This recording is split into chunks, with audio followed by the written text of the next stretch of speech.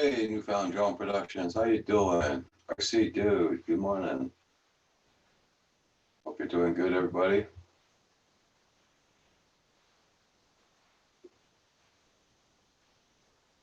Hey, Phantom Hodges. I was looking around to see if Rodney was on this morning. He's not even on yet.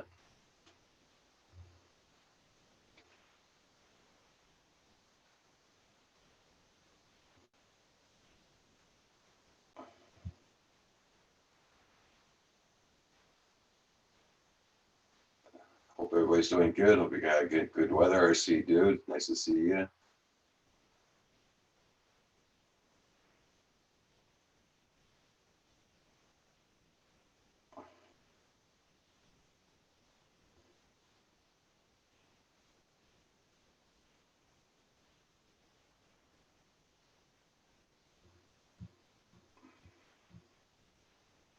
Pouring rain down there, Phantom Hodges. I hear the sun is out. For how long, I don't know. Hey, Blaine Neal. I didn't even look at the weather forecast this morning. It's doing, right now it's doing 42 Fahrenheit.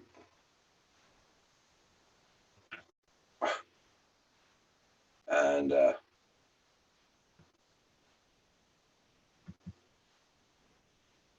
it says the winds are at 6 miles an hour, which I don't believe. I'm doing 6 Celsius here right now, +6. Tomorrow they're calling for rain and snow. Today very cloudy. So there you go.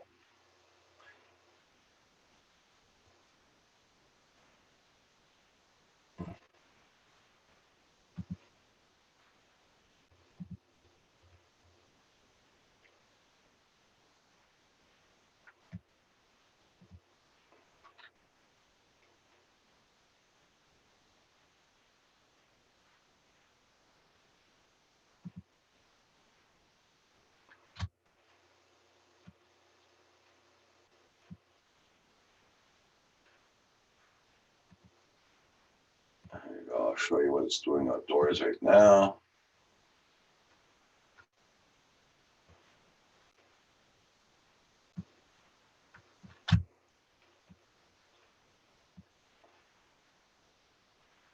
That's our weather here now.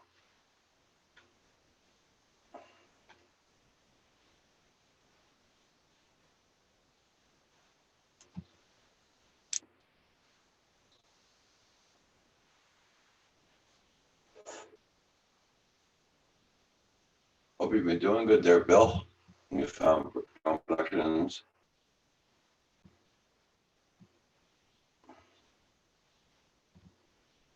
Oh,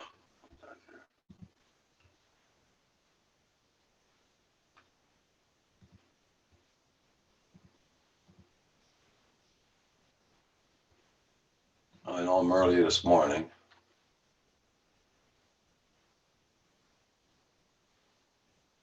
It's afternoon over there. Okay. Yeah, all doing good here.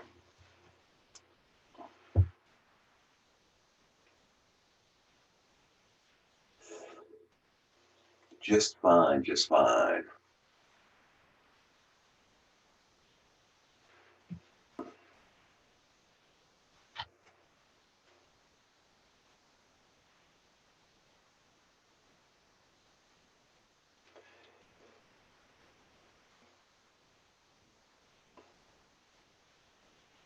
At least we're not, it's not doing the -20 and 25s right now. And the wind's picking up. There you go. It says 6 miles an hour. That's more than 6 miles an hour.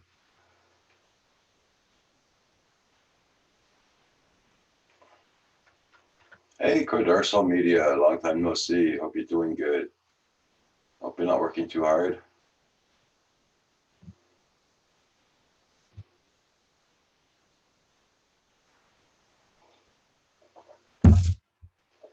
Paul must be out flying a ship.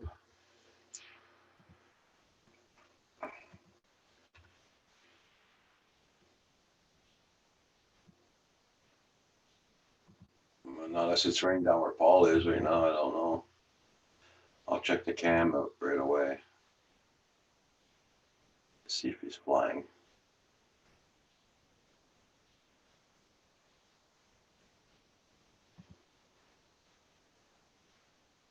On my flight today, since I found out I have diabetes, I haven't been flying so much.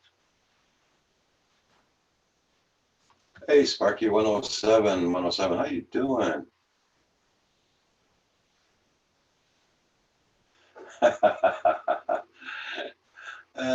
You got time to go get your coffee there. Yeah. Yes, yep. Yeah, Hugo, I'm up early again this morning. Yep.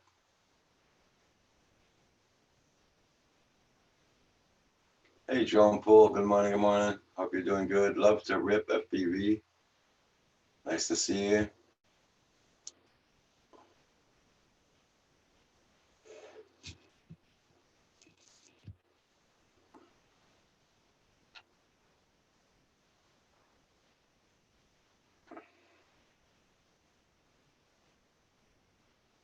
Whoever loves trains and model trains and everything, check out Sparky 107, 107.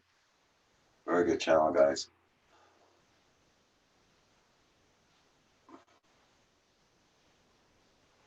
Sparky, you want to put down the link to your channel so everyone can get a hold of your channel where it doesn't have you? Since YouTube doesn't give us that option anymore.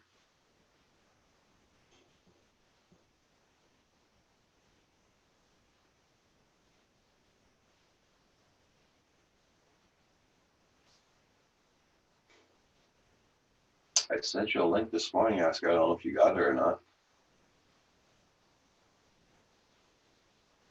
Hey, Jack Sparky, how you doing?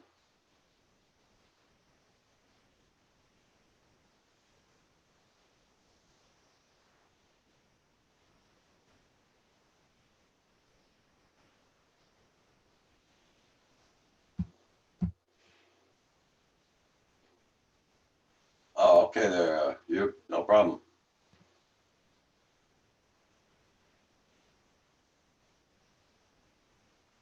There you go, everybody. Check out Sparky 107, 107. He does live streams also. Check out his channel. Very good channel, guys.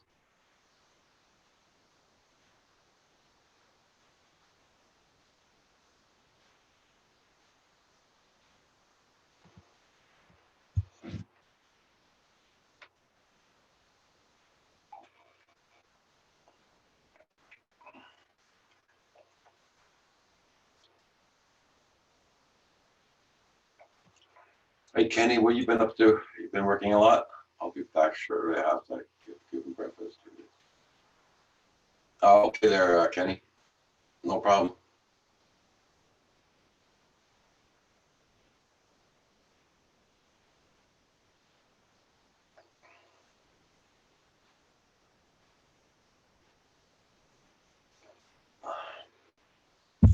Yeah, just working a lot. Okay, I understand that. Hey, Z John, dude. Good morning. Hope you're doing well.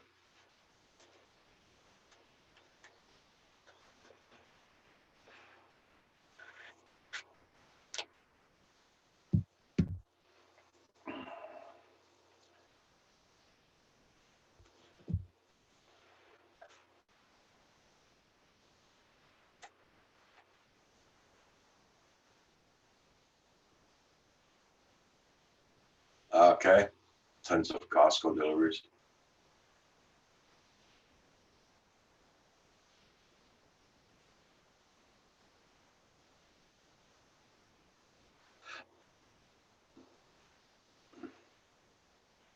I know they had to clean their, close their Costco up here for 1 or 2 days. They had to do a major cleanup because about 30 of their employees had the virus. D90 Bell. I'm sometime watching and but say hello on chat. Okay there, D90 Bell, no problem. Thank you for coming in.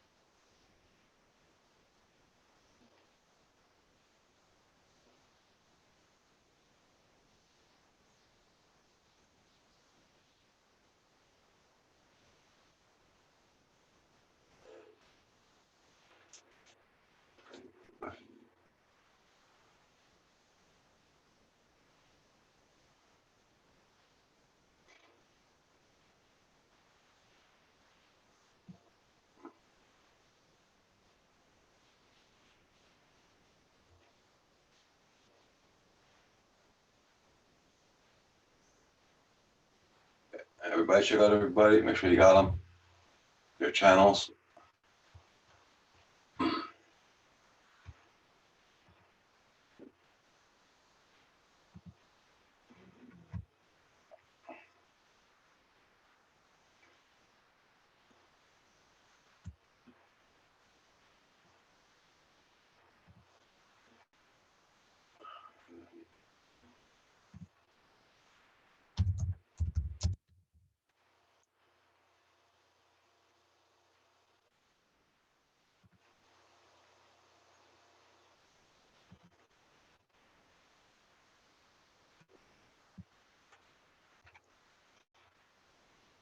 I'm just doing a speed test, guys. I'll be with you in a minute there.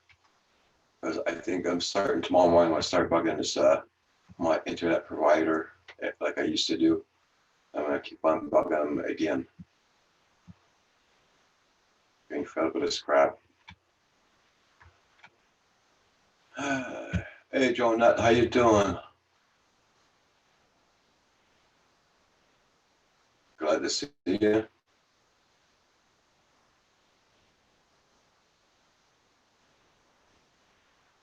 Puttering around the house, yeah.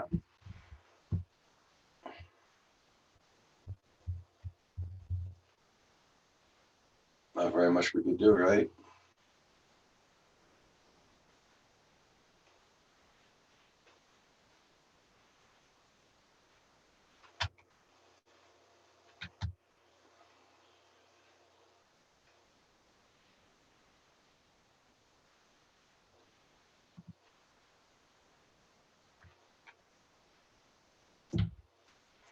Hey, Builder 710, good morning. Hope you're doing well.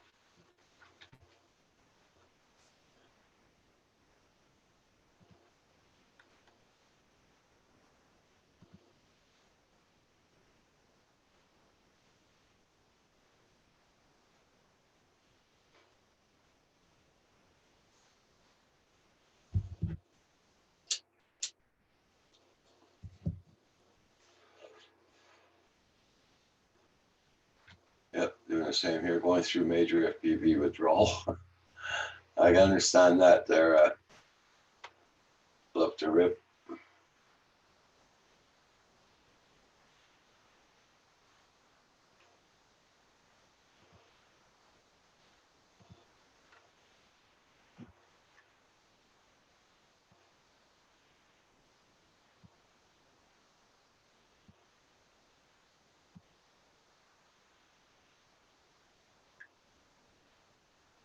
Yep, if everybody wants to check out Sparky, check out his channel.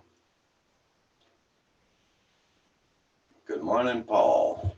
Morning, Roger. How are you doing? Not bad, not bad.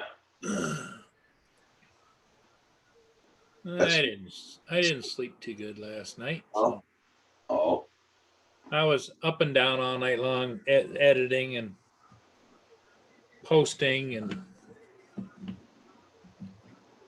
sometimes you can sleep and sometimes you can't. yeah. So if I not off, just mention it. I see a few provinces are starting to loosening some restriction. Yeah, I've had them out. Just that is the link to get to go to chat. Oh yeah, Sparky. I installed that. I kept on for about 20 minutes. I took it off. Yeah, I didn't like the way it was performing, and it's sort of. And Andrew said it might have spyware in it too, and he's not. Myself, as soon as I installed it, my computer started freaking out a little bit. So can only fly so much inside because yeah, that's true. I love the rip. Yeah, I checked around to see if Rodney would be on this one. He wasn't on. I got to see one Dennis Lovelady flying this morning. I missed Chris Hope.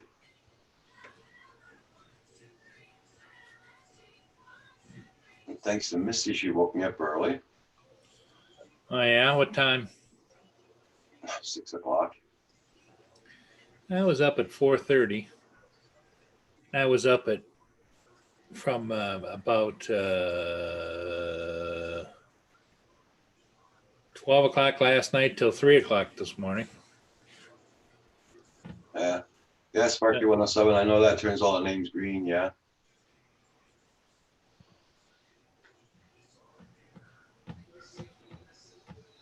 I knew you'd stay up almost all night just to edit your videos. Yeah, I still got one more ship to do. But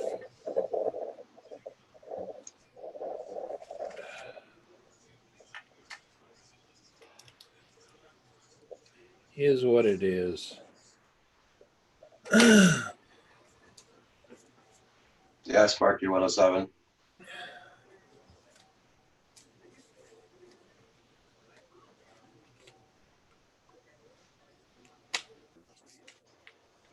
Everybody check out Paul's channel. He posted a lot of ship videos lately, so check them all out. Anybody go flying? Lots of places it's raining already this morning. In Ontario, it's raining. Where Phantom Hodges is. The rain in there too, Roger? No, it's very, very cloudy, windy. They put the rain off till tomorrow with snow. Ah. You're going to get the snow, huh? The slush. Well, not a lot we can do about it except whine. Next 8 months I've been whining.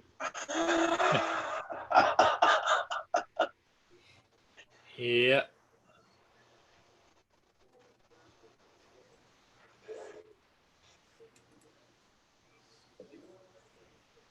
It didn't take me long to fall asleep last night. That, believe me. That's why I may beg for help here, sir, because I'm tired of asking for help to each of my friends without any response for results. What you need? What's going on there, AD 90 Bell?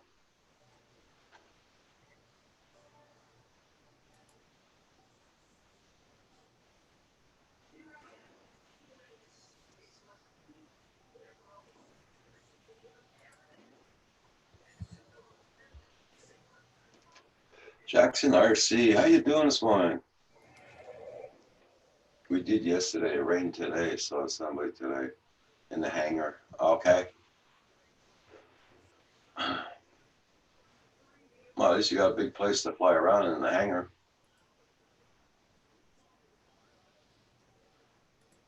AC John do saying hi, Paul. Hey, how you doing? I was just over here shopping.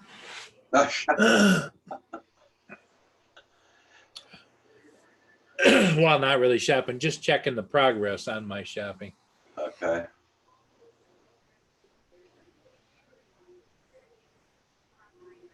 I thought I'd get my the granddaughter things today, but I don't think I'll get them today. What is D90 Bell? What's I don't know. I asked him what he wanted, what he needed. elaborate? Yeah. Hey, little Ree. Good morning. Good morning. I hope you're doing well. Rudy Lou. Good morning. Phantom Hodges. Hi, Paul. Hazy Drone. Jackson RC.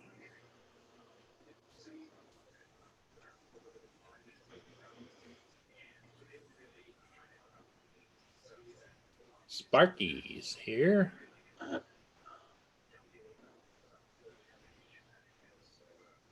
GoPro 8 Black is on its way. Sparky bought a GoPro 8 Black. All right.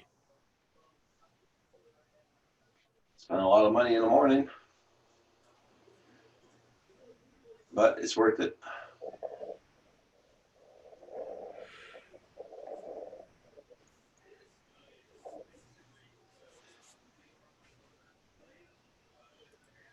Yes, did yesterday rain. Okay.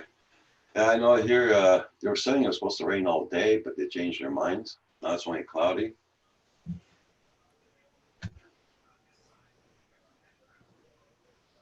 This is the weather right now, right here.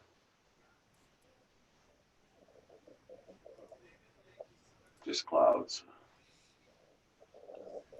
The sun was out, but it's gone now.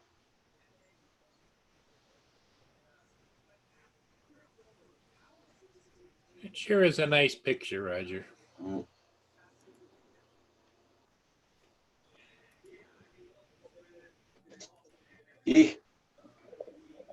Hey, old guy on the bike. Hope you're doing good.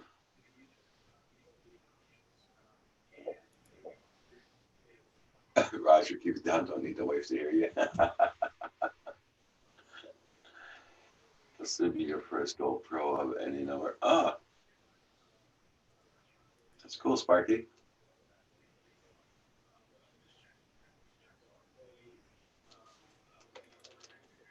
You just got home from doing some flying. That's great. Nice.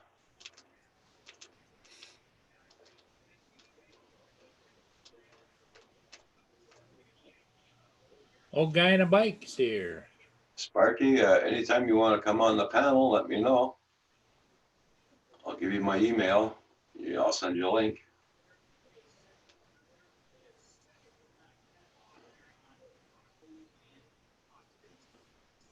You can probably show some of these guys here what you got on your channel.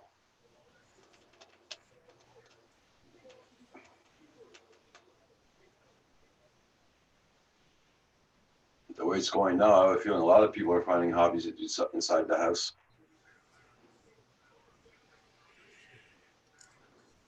Oh my God.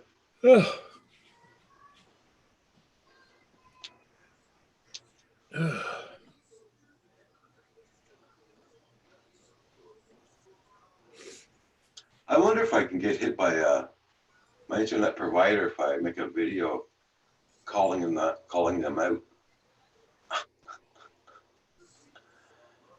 Well, Telling them, you could make a video and say, what do you think? Here's what my situation is. You could even actually show your speed test and everything else and just say, are the rest of you people having the same issue? I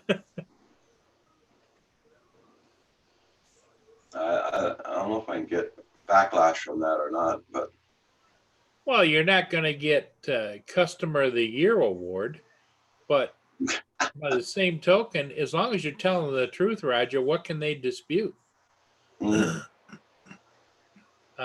Canada or Xfinity here or anybody, they don't have any special privilege when it comes to the truth is the truth when they're in business. yeah. Okay there, Sparky. No problem. I understand. Do you have a Better Business Bureau over there? Not worth crap. They will only help you out if, hey, Rodney Bell, how you doing? Hello, Rodney. Good morning. Louis says, I don't think you would have a problem just to speak out your problems. I forgot what I was going to say now. No, I'm just going to tell the truth. They promised me, they told me 9 years ago I was supposed to have it any month now. And it makes 9 years. And I'm paying expensively high for crappy internet. Well, the internet service that they are providing you should be only costing you about $5 or $10 a month,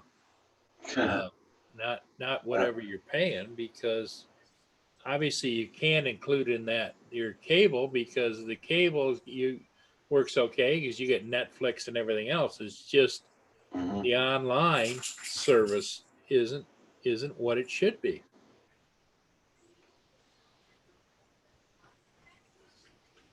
Don't tell me Bella or Roger's lie. I'm guy in the bike.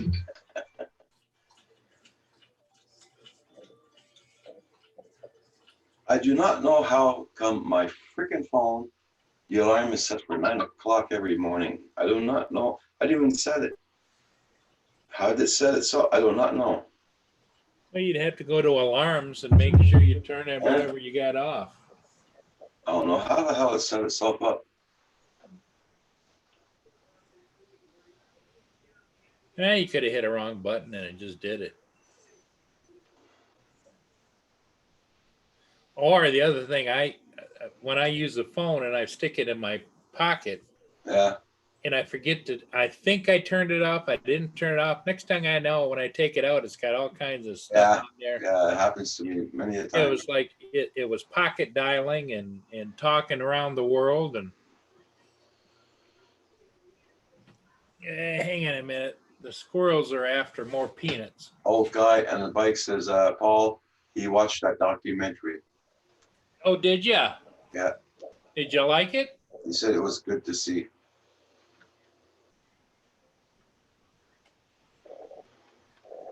Yeah, I think anybody that wants to really kind of get a grasp of one highly decorated soldier's view of the Battle of the Bulge in World War II, which was one of the major battles of Mm. the whole conflict. It's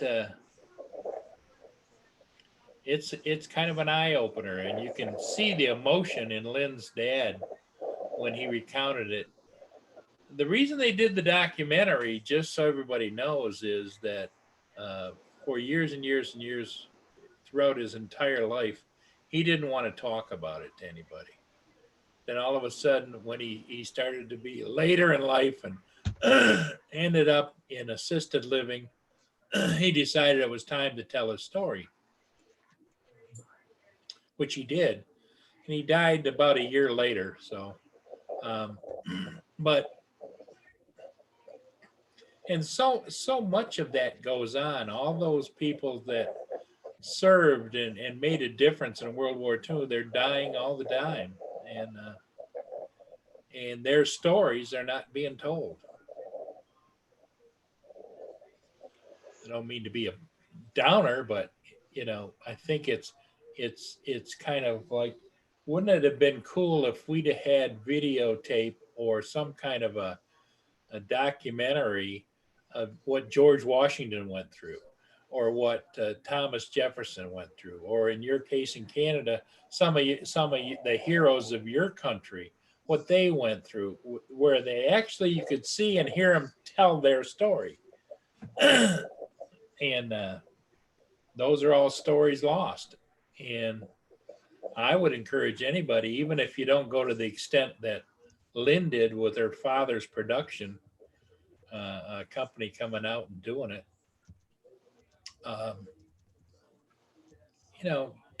If you have a loved one that wants to tell a story, get a camera, set it up on a tripod, and just talk about it.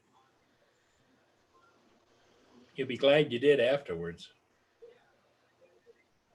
Right back. Old guy on the bike. My father was the same way. He did World War II. Did not speak one bit about it. Yep. He kept it up on the bottle. Yep. Literally. It really took a toll. Took a toll on so many people. Yep.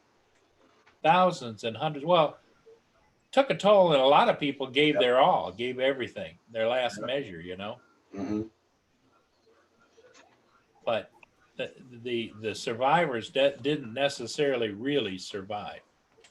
Hey, Rick, be right back. I got to feed the squirrels. Okay. Good morning, gentlemen. Drinking a Tim Horton in front of me. Shame on you. Yeah, but that's only for a couple more days, and then I'll be a few weeks without any coffee. So Okay. it's just too far when I'm at home to go get them. But I enjoy them when I'm down in the south, that's for sure. Yeah. I drove right into Ottawa yesterday. What What a nightmare. There's so many people out and about, man. I don't even know that it doesn't seem like there is some quarantine or anything. Like, Yeah, well, they're starting to slack the restrictions now. They said on the news yesterday. right? That's for the workplaces, because some places starting to go back to work now. Well, I hope we get sent back. But I was talking to my union president, and he didn't seem to think we'd be going back till September at least. Yeah. Yeah. But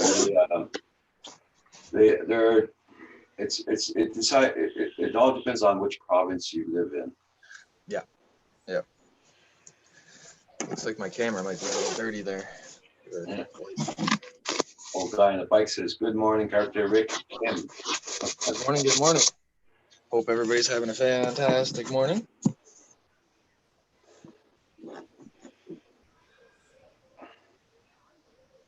What's the weather like down there, Roger? Cloudy, very cloudy, windy. Yeah, No wind here, but it's cloudy. yeah. We were supposed to get rain all day today, but it looks like they canceled it. But we're supposed to get rain, snow mix tomorrow. Oh, geez. Yeah. Never ends, eh? Sparky 107 says, "Morning, Rick." Good morning, gentlemen. I was a bad boy and went and bought a little Colt this morning, so I'm gonna have a cigar with you. I haven't smoked those in a while. Yeah, I shouldn't, but you gotta indulge the odd one, right? They get expensive, these things too, though, Roger. They want $2.50 a piece or something. That's Yeah. Cigars. a bit Well, I used to smoke a lot of cigars when I was but I had to quit because Kim doesn't like cigar smoke. Or yeah, it's a different smell, that's for sure. I did used to smoke pipe too, but I gave that up. Yeah, I never got into the drum tobacco too much, but a couple times fishing, but I never tried that chew stuff either. Never did. God, no, me never. I'm sorry, I did try it. We had this guy on the baseball team when I was younger. He always had that Skoal mint. Okay. And he just swore by it, but his teeth were so nasty looking. Yuck. Hey, Drone Shots. Good morning. How you doing?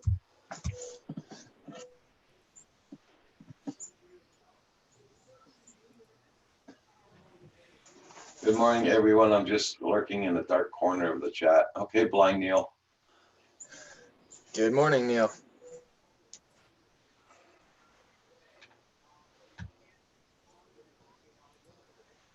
Bad this morning. Got 17 people in the chat. That's very good. Right on. See you all here. Make sure everybody hits that like button.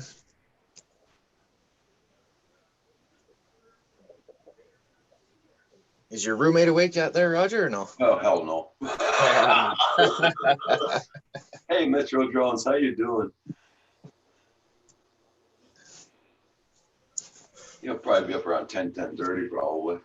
Yeah. I got extra early up this morning. Yeah? Yeah, my the first ex-wife, sent a nice message to me. So, yeah, I woke to that fun. Yeah, I guess she doesn't think that I should be reducing the amount of child support, even though my wages have been cut to 1/8. So, guess we're headed back to court. Even Joan Shot says, "Hell no, Kim, asset ain't up yet." That's for sure. I don't know. The other day he was up pretty darn early. Yeah, because he was having problems with his legs, getting phantom pains. Yeah, that's terrible. That is.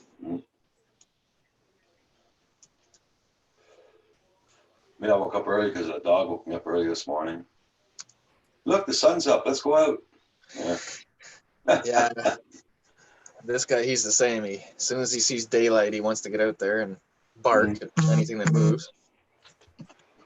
What do you want, girl? You want to go outdoors? No, she wants to go out. Be with you in a minute, guys. I'm so happy I let her out the front door now instead of the back door.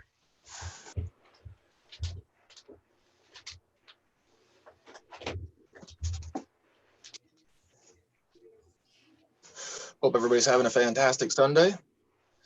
And as many as possible are getting out and flying. There we go. I broke down and ordered a battery for the Spark, Roger. Oh, yeah? How much should it cost? Well, with full delivery and everything, it was $89. Oh, God. Yeah, pretty expensive. But there's no sense having the drone that can't be used. Even if I give it away, I can't give it away and not working, right? So yeah, thought I'd get one battery and use it a little bit and see, and then pass it on to somebody else, right? That's it. I know they were selling for $65 at the Best Buy down here, but yeah, I think that's basically what I paid, but then with the shipping, right? Taxes, yeah. Paul's busy on his computer. What? What? I'm just typing something up here. Here we thought you were editing some more shit. Hey, I do have one more to do. Michael Blade, how you doing? Good morning. Joan Poole says, Paul, which do you like better, the Mavic Air or the Mavic Mini? Joan Poole's asking you that. That's a difficult question, and the reason I'll put it this way: the Mavic Mini is very stable and quieter than the Mavic Air. However, they're both Wi-Fi. So if you're in a highly charged area with electronic interference or Wi-Fi usage, like the bubbles, they're both they both can be highly affected by it. Now, having said that, the Mavic Air has the Mavic Air had a really nice design, and I liked it. The arms were shorter. The Mavic Mini, the arms are a little longer. The Mavic Mini flies for 30 minutes. The Mavic Air flew for 18 at the most. The Mavic Mini is lighter. And so it's what you're going to use it for. That kind of counts. And Mavic Air is better in the wind. Yes, it is. And the Mavic Air, I think in sport mode is much faster. I think it's like 38 miles an hour, almost 40. And I think in sport mode in the Mini, you get like 30, 32 miles an hour. Okay.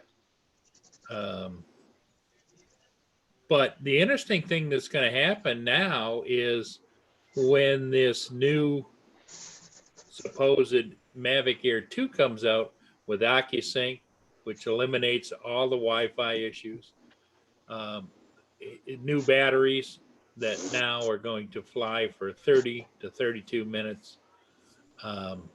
It's going to have 4K, all these other things that's going to be added to it. It kind of makes a lot of drones obsolete. Okay. But the Mini's a great drone as a small little compact, almost put it in your breast pocket, go and fly type of thing. Except for why they didn't put a standard USB connector on the bottom is beyond me. Is the camera sensor relatively close to the same on those two, Paul? Yeah, close. The Mini only shoots in 2K. Yeah. And the Air will shoot in, I don't think you can get 4K in the Air, can you? I don't know. I think it's 2K. I think they're pretty much the same. Pretty close, yeah. Yeah. The old guy in the bike says the Mini does not have follow me mode, making me rethink what I want. Yeah, the Mini doesn't have any of those. If you use those, and I never have. I've had them on all my drones, from the Inspires to, like the just a lot of guys just like to have the circle function or the follow me function, or they like to do the the rock points. thing. Yeah, all those different things, and I've never ever used them. I fly. The thing is, if the Litchi app comes out for the Mavic Mini, it's going to give it the waypoints and circle me mode. It's going to give some of those functions. Now, not the follow me, of course. So that's the thing. Like the Phantom 3. Well, I think the reason they didn't put those functions on the Mini, they have no collision avoidance sensors. Yep. So it's like you go and tell it, okay, I want to do a follow me mode or a circle mode. It'll bang into whatever's in between you and them, Exactly. So it's almost impossible. You can't figure the Mini is ever going to be used for collision avoidance or No. helping you to fly. You have to fly it. Now it's going to be stable at what you tell it to do up until the point you hit that tree. But yeah, it's just it's kind of a different kind of beast. Yeah. It'll You be know, curious finding to the see. bikes is, for me, the follow me is important. Yeah, because he rides a bike and he gets to follow. Sure, So. sure. And see, that's because not only the follow me is important, he wants collision avoidance and good collision avoidance too. Yeah.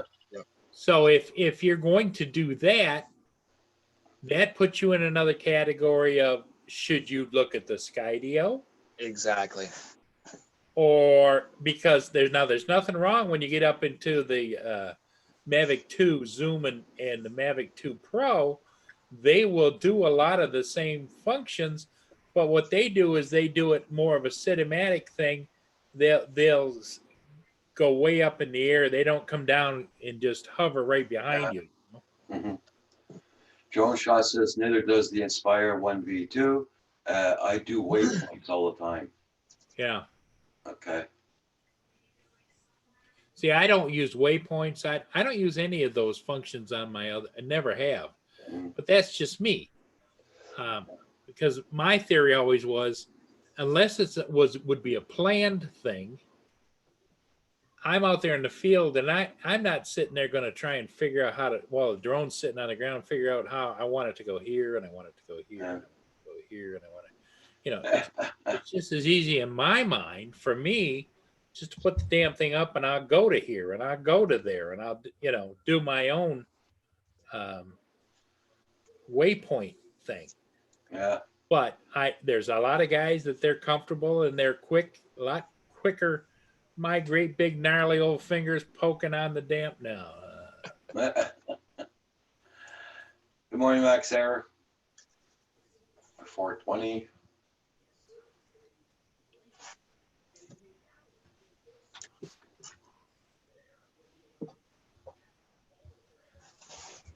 Well, I hope that most of you guys can be able to go fly today, even just around the house.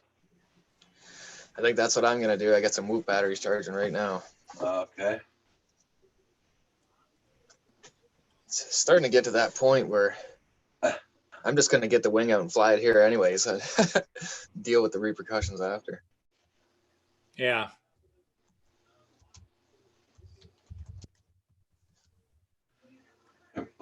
Blind Neil says, I need to step into the kitchen. Damn self-service places. That's the same here. I got to get my own coffees too in the morning. Yeah, that's the life I lead too.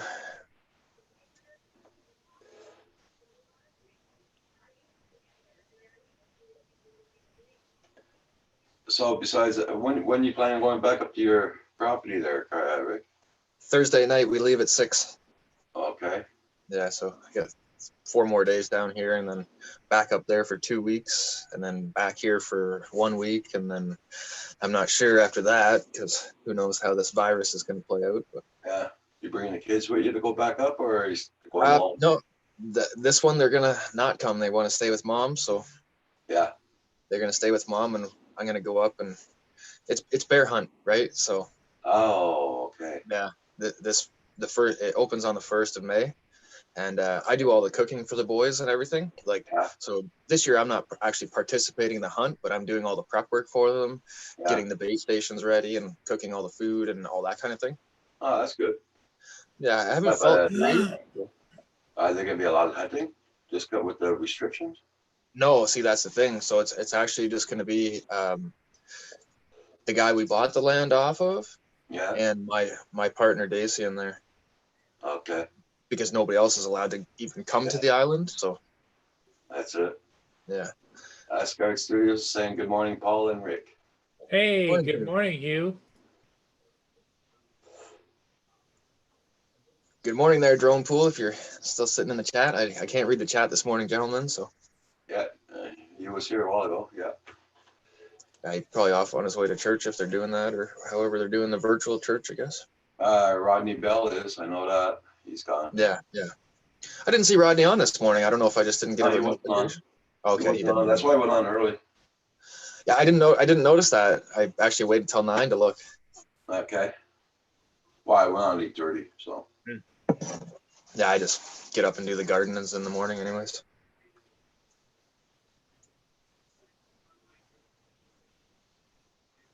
So how far are we away from this release date of this new Mavic Air? I forget. Monday. Tomorrow night at Tomorrow. 9:30 Eastern. Yeah. Right on. Well, real curious to see the end product. Really curious. Roger's been working on a viewing party for tomorrow night. Oh, hell no. No, I'm not on tomorrow night. Taking Monday night off. Oh, Brent Arios is asking if you took your meds, Paul. Yes, they did.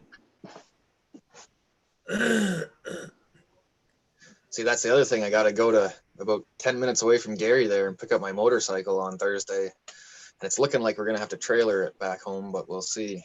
Weather's not really all that great. Oh, it's in storage. Yeah, I leave them down here. It's just where I am up there, Roger, it's pretty cold a lot longer. So you don't get the riding season. You can ride down here about an extra 2 months a year. Yeah. And we use a lot of sand on our roads, and they don't Uh-huh. sweep them off. So until June or so, the roads are so scary to drive. Yeah. It's not all that fun, right? And I don't think I'm going to insure the dirt bike this year. Okay. That's just the way the economy is. I can't afford it. So Yeah. Yeah, blind Neil, I got to do that too. I got to buy myself a coffee maker that makes about 12 cups in the morning. Then when it just, I just make 1 cup at a time.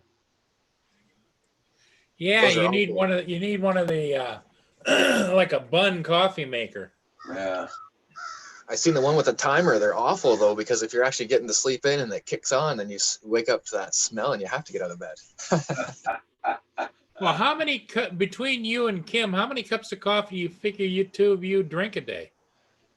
Just in the morning, I drink about 5 coffees. But And throughout the drinks day, in about other words, if 3. you had a coffee maker where they had the pot keeping it warm, Yeah, that's it. Yeah. Yeah. Then after that, we drink 1 coffee after supper, maybe 2 coffees, 1 after supper and then 1 around 9 o'clock.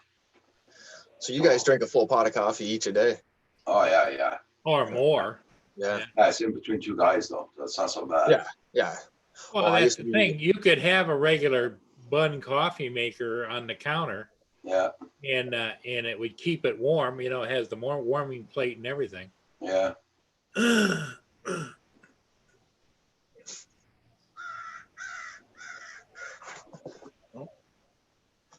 Apparently the crows are out. Can you guys hear them? Yeah. Mine makes 12 cups at a time. My small cup holds 2 cups. My big cup holds a pot. Oh my God. A whole pot in 1 cup. Wow. That's good for John DiNardo. He drinks a lot of coffee. Does he? Yeah. My ex here, she drinks 2 extra large triples every morning. That's Oh my God. it's a bit much.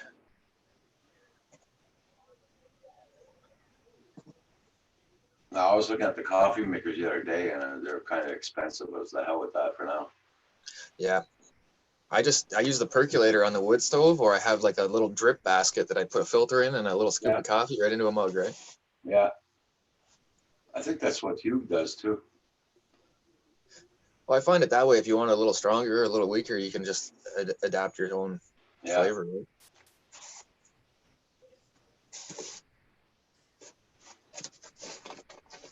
Well, I went shopping the other day. I bought myself an extra can of coffee. So I got 2 cans in the storage. And one's almost finished yet. I got a can of the Maxwell House, the blue can, the big one. Yeah. Last week, it was on sale for $5. I didn't think that was too bad. Yeah, that's a very good price. Very good price. Because the cans of Tim Horton I buy, they're $16 a can. Yeah, I bought a little red bag of the Tim Hortons. Like it was 1 pound, and it was like $7 or something. Yeah. But we don't keep the cream around, so Tim Hortons coffee is kind of irrelevant unless you got the right cream.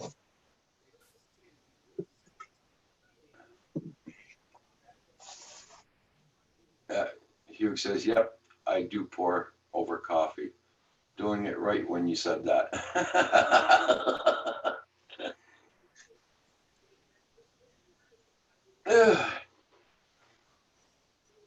Hey, Paul, can you read the chat while I'm gone? I'm going to make a coffee. Okay. Yep. I'll be right back. I'm talking about coffee.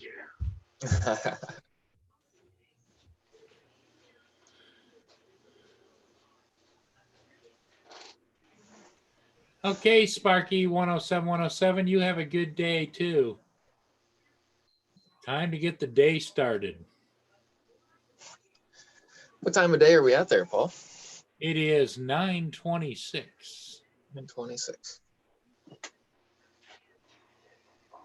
I can hang out till about 10 o'clock and then I gotta go have a view of a tractor. Daddy 13, how you doing, Daddy?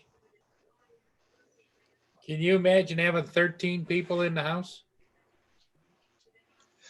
I don't know how they do it. I have 3 children. That's enough. That I give him a lot of credit. Oh, absolutely. Absolutely. Funny, I just got the notification that Roger went live 54 minutes ago. I don't even get the notifications for anything anymore. I have to go and search for you guys.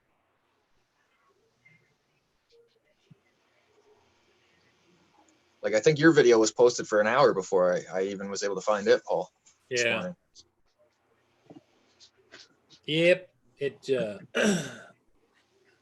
I don't know. It seems to be on again, off again. Sometimes I get them within a couple, 3 or 4 minutes, and sometimes I don't get them till much later.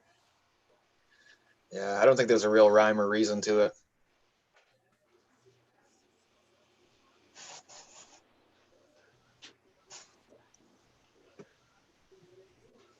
That's good, Daddy of 13. I'm glad to hear that everybody's well and you guys stay protected over there.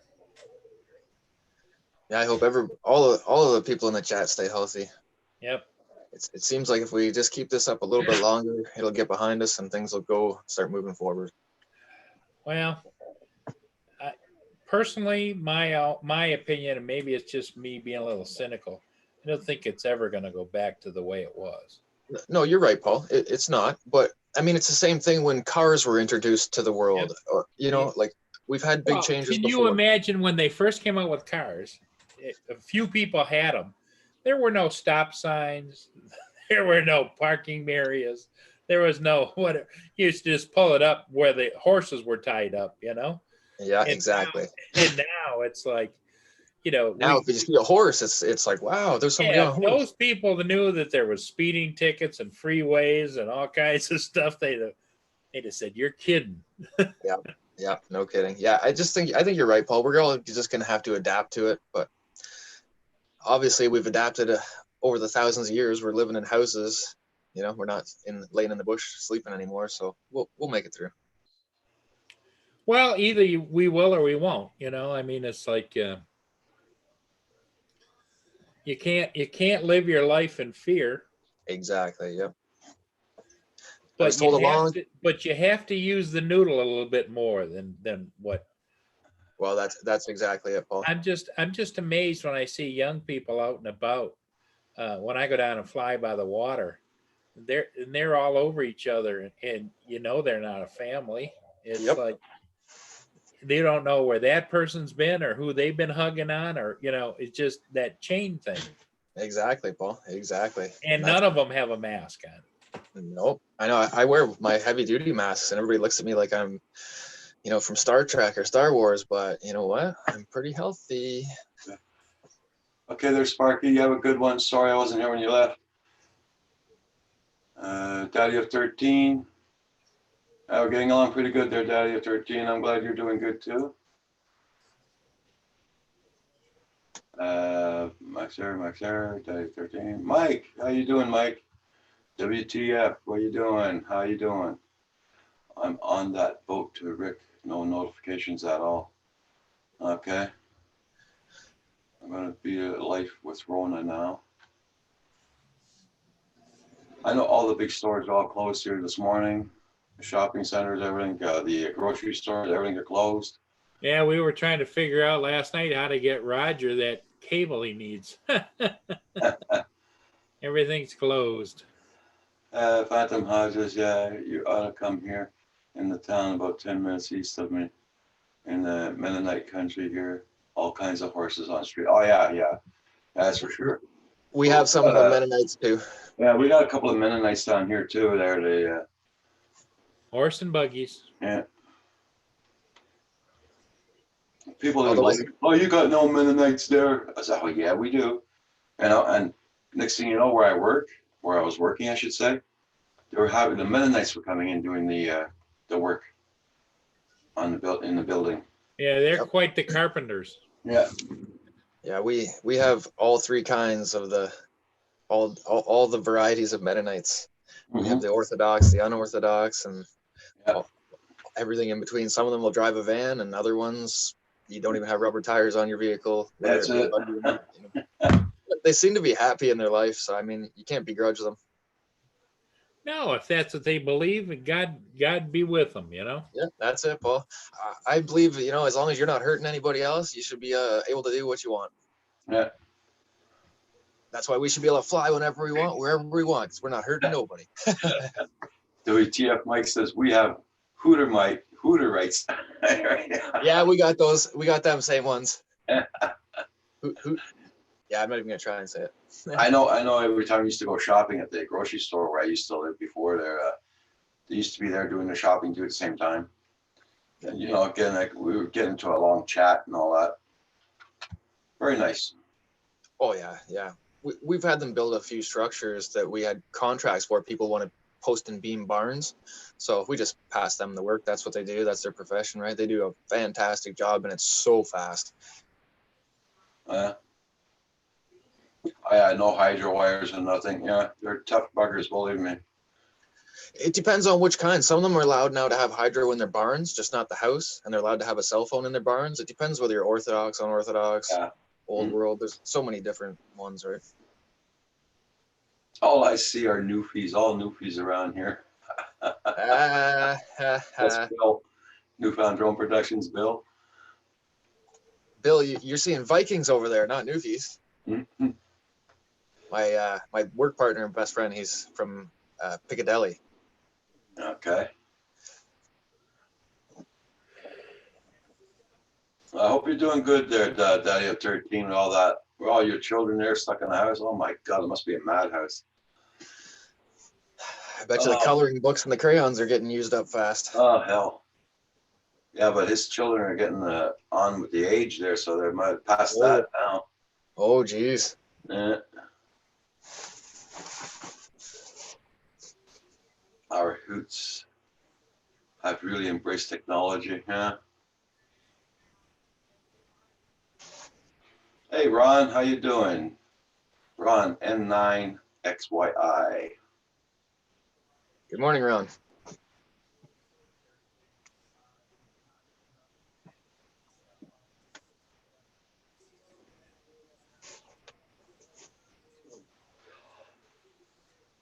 So what kind of delivery time is that cord going to be, Roger? A couple weeks, eh? Well, Paul sent one 2.5 weeks ago. Still didn't get here yet. Oh, geez. Hopefully. And the other one you ordered last night, and it says between May 11th and June something. So by September, you should be able to fly it. Don't say that. Oh, man, I've been waiting for a couple of things in the mail. I've given up on them. Yeah.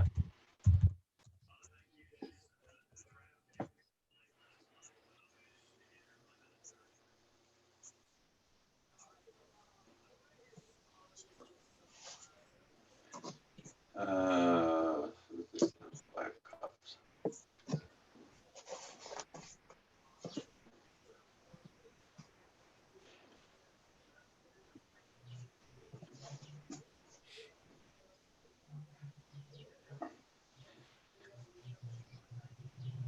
So do you know if Geek Span is going to be doing a live tomorrow? When that? There's a schedule. He had a schedule up there. I think it's for the. Well, I'm sure he'll do something. Yeah, I'll have to check him out later this afternoon and see. curious to see it, but the Mini's more likely going to be the one I buy, but you never know. If it does come out with the OcuSync, then that's pretty desirable. Yeah.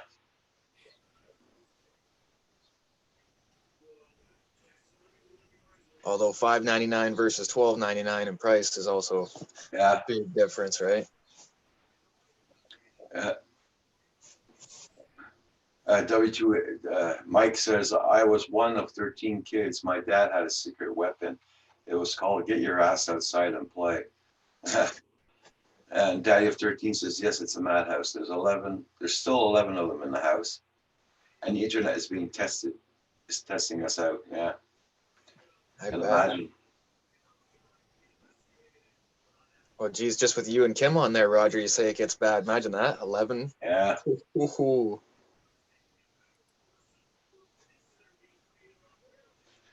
I don't know. I get 14 gigs on my phone, and this month I've already used it up, so I'm gonna have to add a better package, I guess. Yeah, you've been on with us. Yeah, that's probably it, right? That's all right, though. I enjoy our times on here. Makes the mornings go by. Yeah, it does.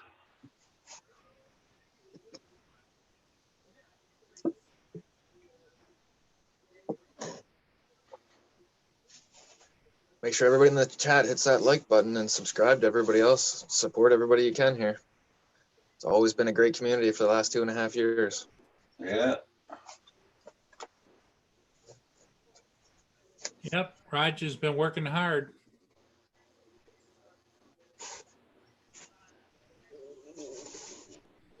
I'm gonna get off of this side. There we go. Yeah. See how many people are in the chat. We have 18 people. Thank you all so much for being here, and thanks for hitting that like button, everybody.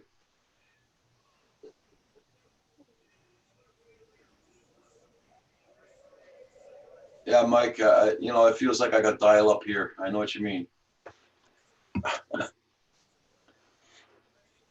He says, we were one of the first in the area to get dial up. It was a good time to be the oldest boy. Hey, Canadian drone pilot, how you doing this morning?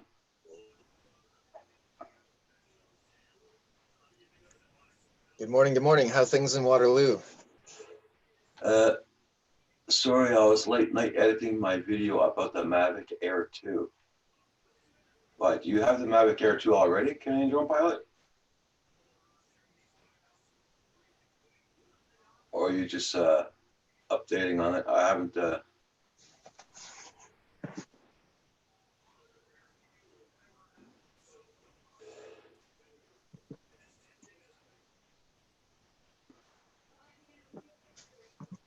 You're a little sleepy?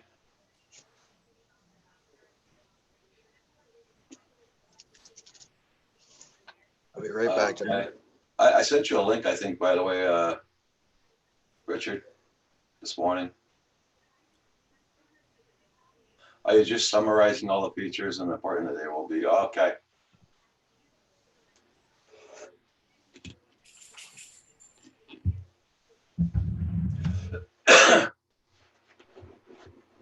I was going to take the Mavic Mini out for a flight yesterday, but I'm missing a wire. I was missing the wire to hook up to my tablet. So there was no fly yesterday. Just gotta make sure I did send you one. I'm sure I did, but I'll send you another one in case.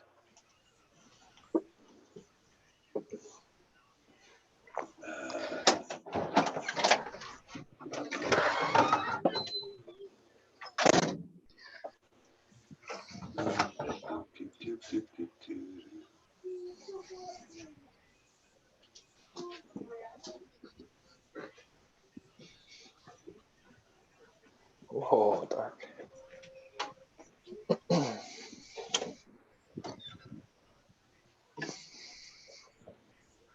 we go.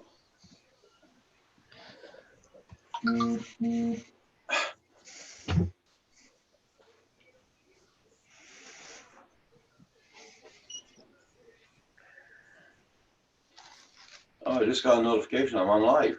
Not bad. Jesus. Yeah, not bad at all. I don't understand how that makes any sense, you know? Doesn't. Well, I'm not a very technical guy when it comes to any of this, but you'd think within a minute of somebody going live, the notification would go out. One would think.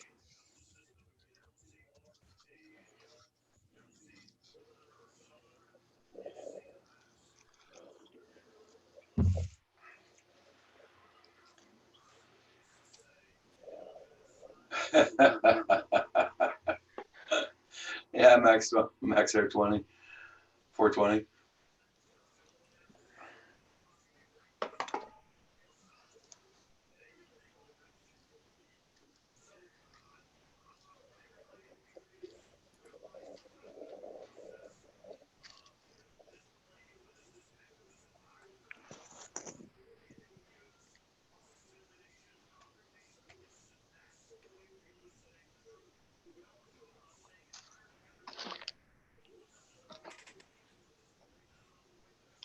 So how long do you got to take these injections, Roger? As long as my weight goes down. Really, eh? Could take 2 months. But, Or it could take longer, right? Yeah, yeah. But with this thing with the virus going on, I'd rather it take longer. Yeah, absolutely. Uh, It's funny, even when I had to go for the ultrasound the other day, I made everybody stay away from me and I wore my mask and everything. yeah. No, I was just curious because my dad just started taking those injections too. So Okay. the metformin did work for him a little bit though. He said it helped a bit of weight. I'm taking that now. I've been taking that a long time. And it didn't seem to help you, eh? No. Yeah, well, you guys are about the same age. I was surprised, Roger, because he said he lost 25 pounds. Okay. How long has he been taking the injections for? He's on his third one. He just did his third one. Okay. But I guess everybody's body metabolizes it different. Yeah. 'Cause he's 6'2" and he was over 325, right? Oh, okay. Yeah, so like he was severely overweight.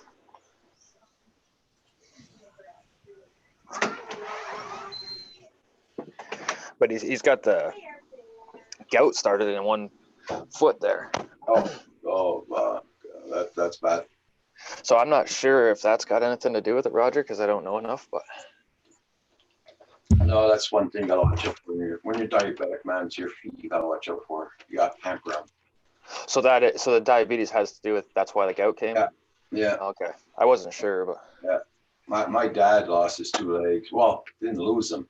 He was gonna lose his 2 legs, and he because of that. And he says, I came in the world with my 2 legs. I'm gonna leave with my 2 legs. And he died 3 weeks before the operation. wow.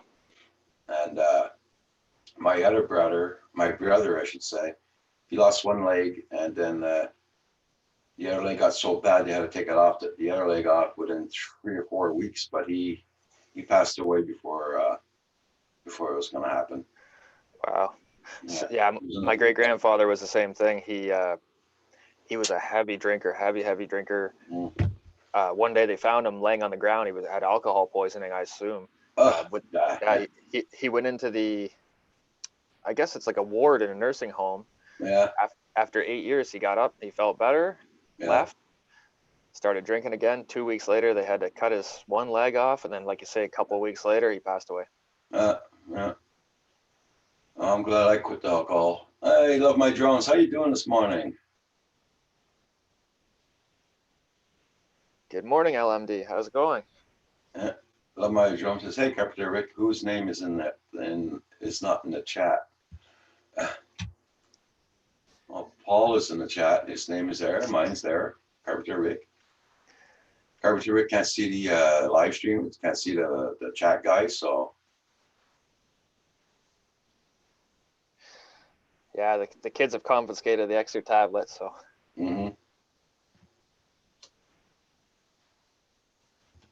Well, you see, Newfound Drone Productions. When I was when I got my operations on my back and all that, and I got the meningitis after the operation. I almost died, and that's when they found out I had diabetes. I just heard you correct, Roger? Hey, You had meningitis? yeah. Holy cow, I didn't know that. I spent 3 weeks in I spent 4 days in intensive care. Then after that, I spent 3 weeks in a hospital just on antibiotics. Holy Yeah, sheeper. I passed close. I passed very close. Yes, sir. Yes, Yeah. sir. Wow. I didn't know that, Roger. Wow. Yeah. That's Well, when he operated me on my back, you got a bag in your spine that holds the liquid. Yep. They cut it open by mistake. All the liquid came out. So they kept me on my back for about 2 weeks to make it stop leaking, in other words. wow. After 2 weeks, it's okay, you can go home. So I came here. I spent about 2 days here. And I told him, I'm not feeling good. I got to get out. I got to go to the hospital. No way. So I got a friend to come here, come and get me, bring me to the hospital. As soon as I walked in the hospital, I looked at the nurse. I says, I don't feel good. I started throwing up. And all of a sudden, I passed out. When I woke up, I was in intensive care in another hospital in Montreal. Wow. Yeah. They phoned my son to tell him I was there and everything. So. Yeah, Yes, girl. I don't want to say you're lucky, but you're lucky to survive that, Roger. That's not, wow. I know. I spent that was in 2011 or 12. 12, I think it was. Yeah. Wow. That recent, holy sh. Yeah. Yes, girl. Oh, damn it. I'll bring Wow. it back. What do you want? You want to go back out? Come on, let's go. Come on. Want to go back out? Go first? Well, I know. More interaction, I know. He just wants to get pet. Come on, pet me. Ouch. That's my toes. Thank you. Oh yeah, this guy's on the other side of the window, Roger. He's wanting the same thing. Yeah.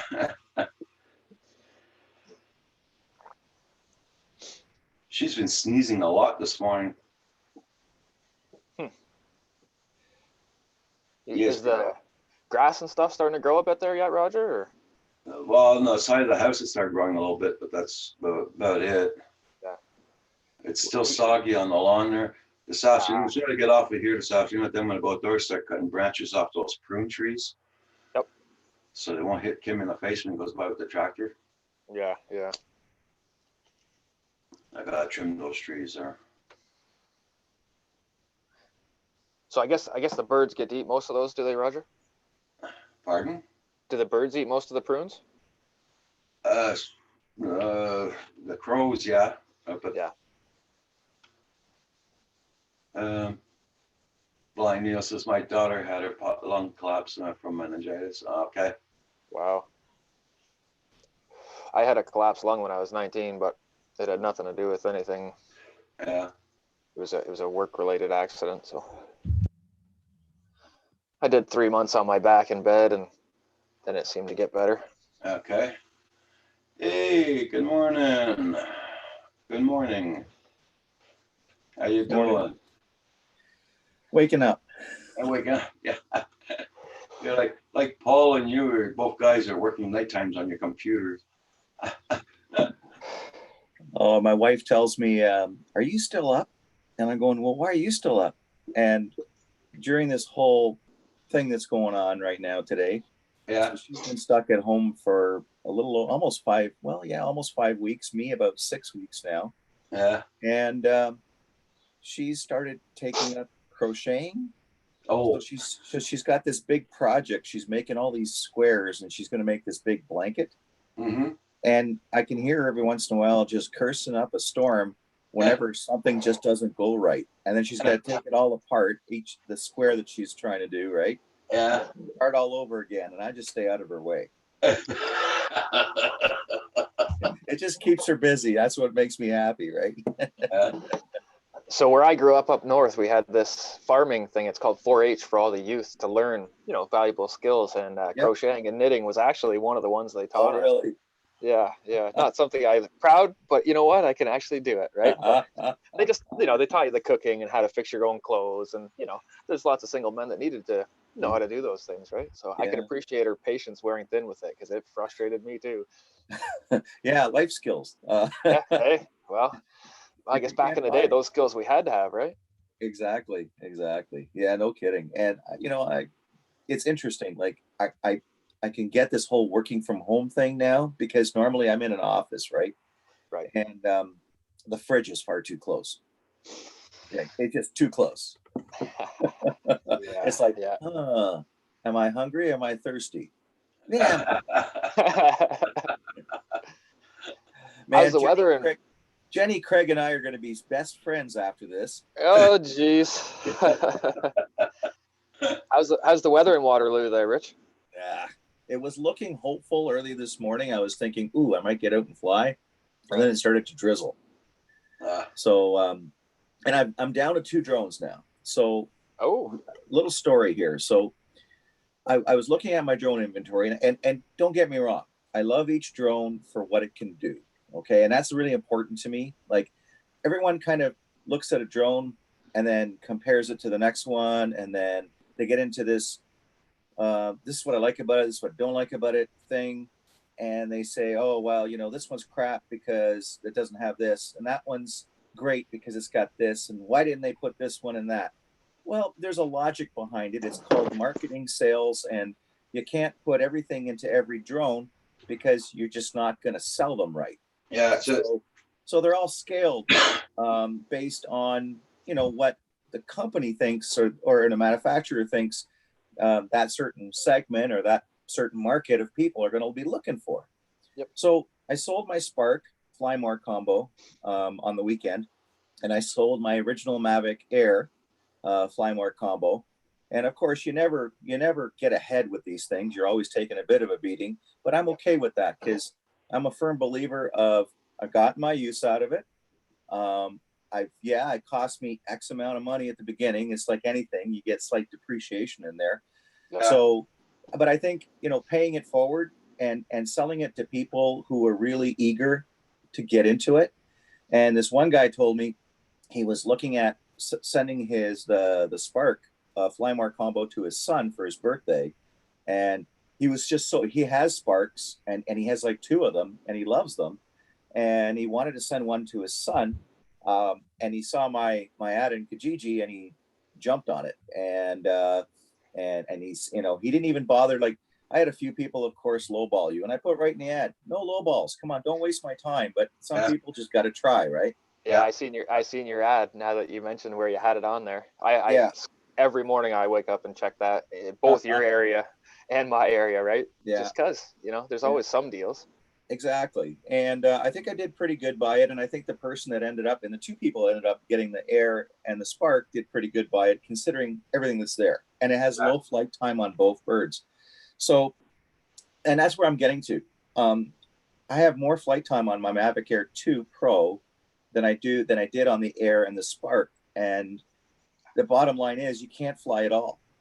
That's right.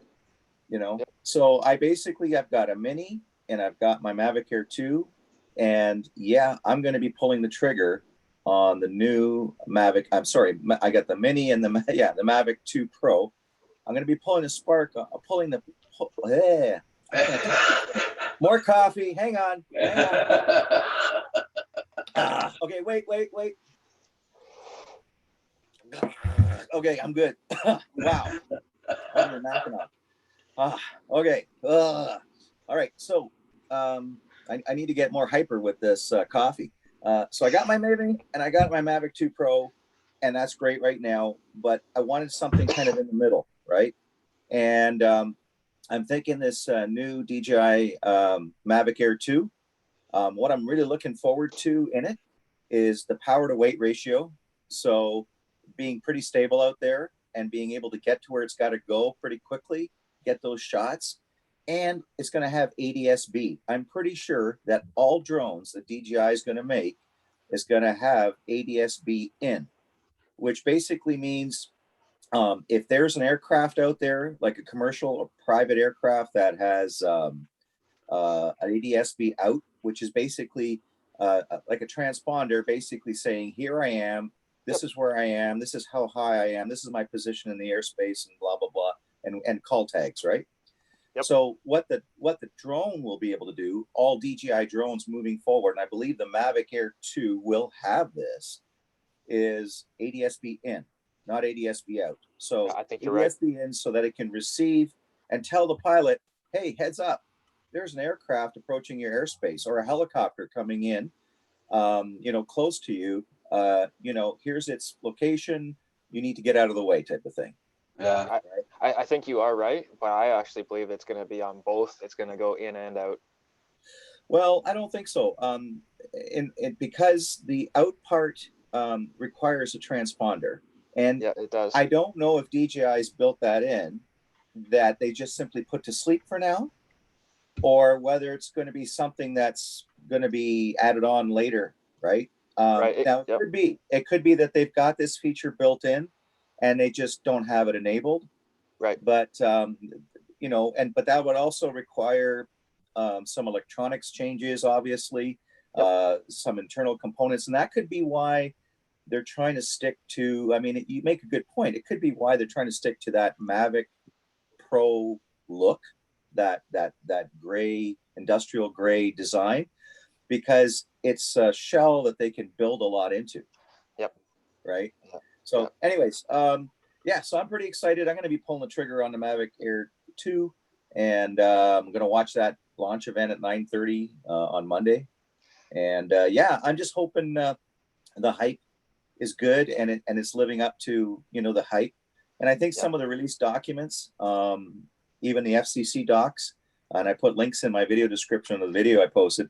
And I'm always checking those, because at some point they're going to refresh those, either just before the launch or accidentally maybe way before the launch, and they may have a manual, like a full manual there in English as opposed to Spanish or whatever. yeah, of course. Or but anyways, I fully believe you're right. All DJI drones moving forward will have a system like this on them, and in order to be the leading edge as they always have been, I think you're right. It's going to be introduced on this drone, whether it when it launches they introduce that, or like you say in the near future they will. But I think you nailed it, man. I honestly believe that's what's going to be. It's the future of this. Well, and it's DJI, and they had a statement, right? They had a public statement that they made on their site, and it got circulated quite a few obviously drone channels and stuff, and blogs and posts. Yep. And I had a link to that, I hope in my video.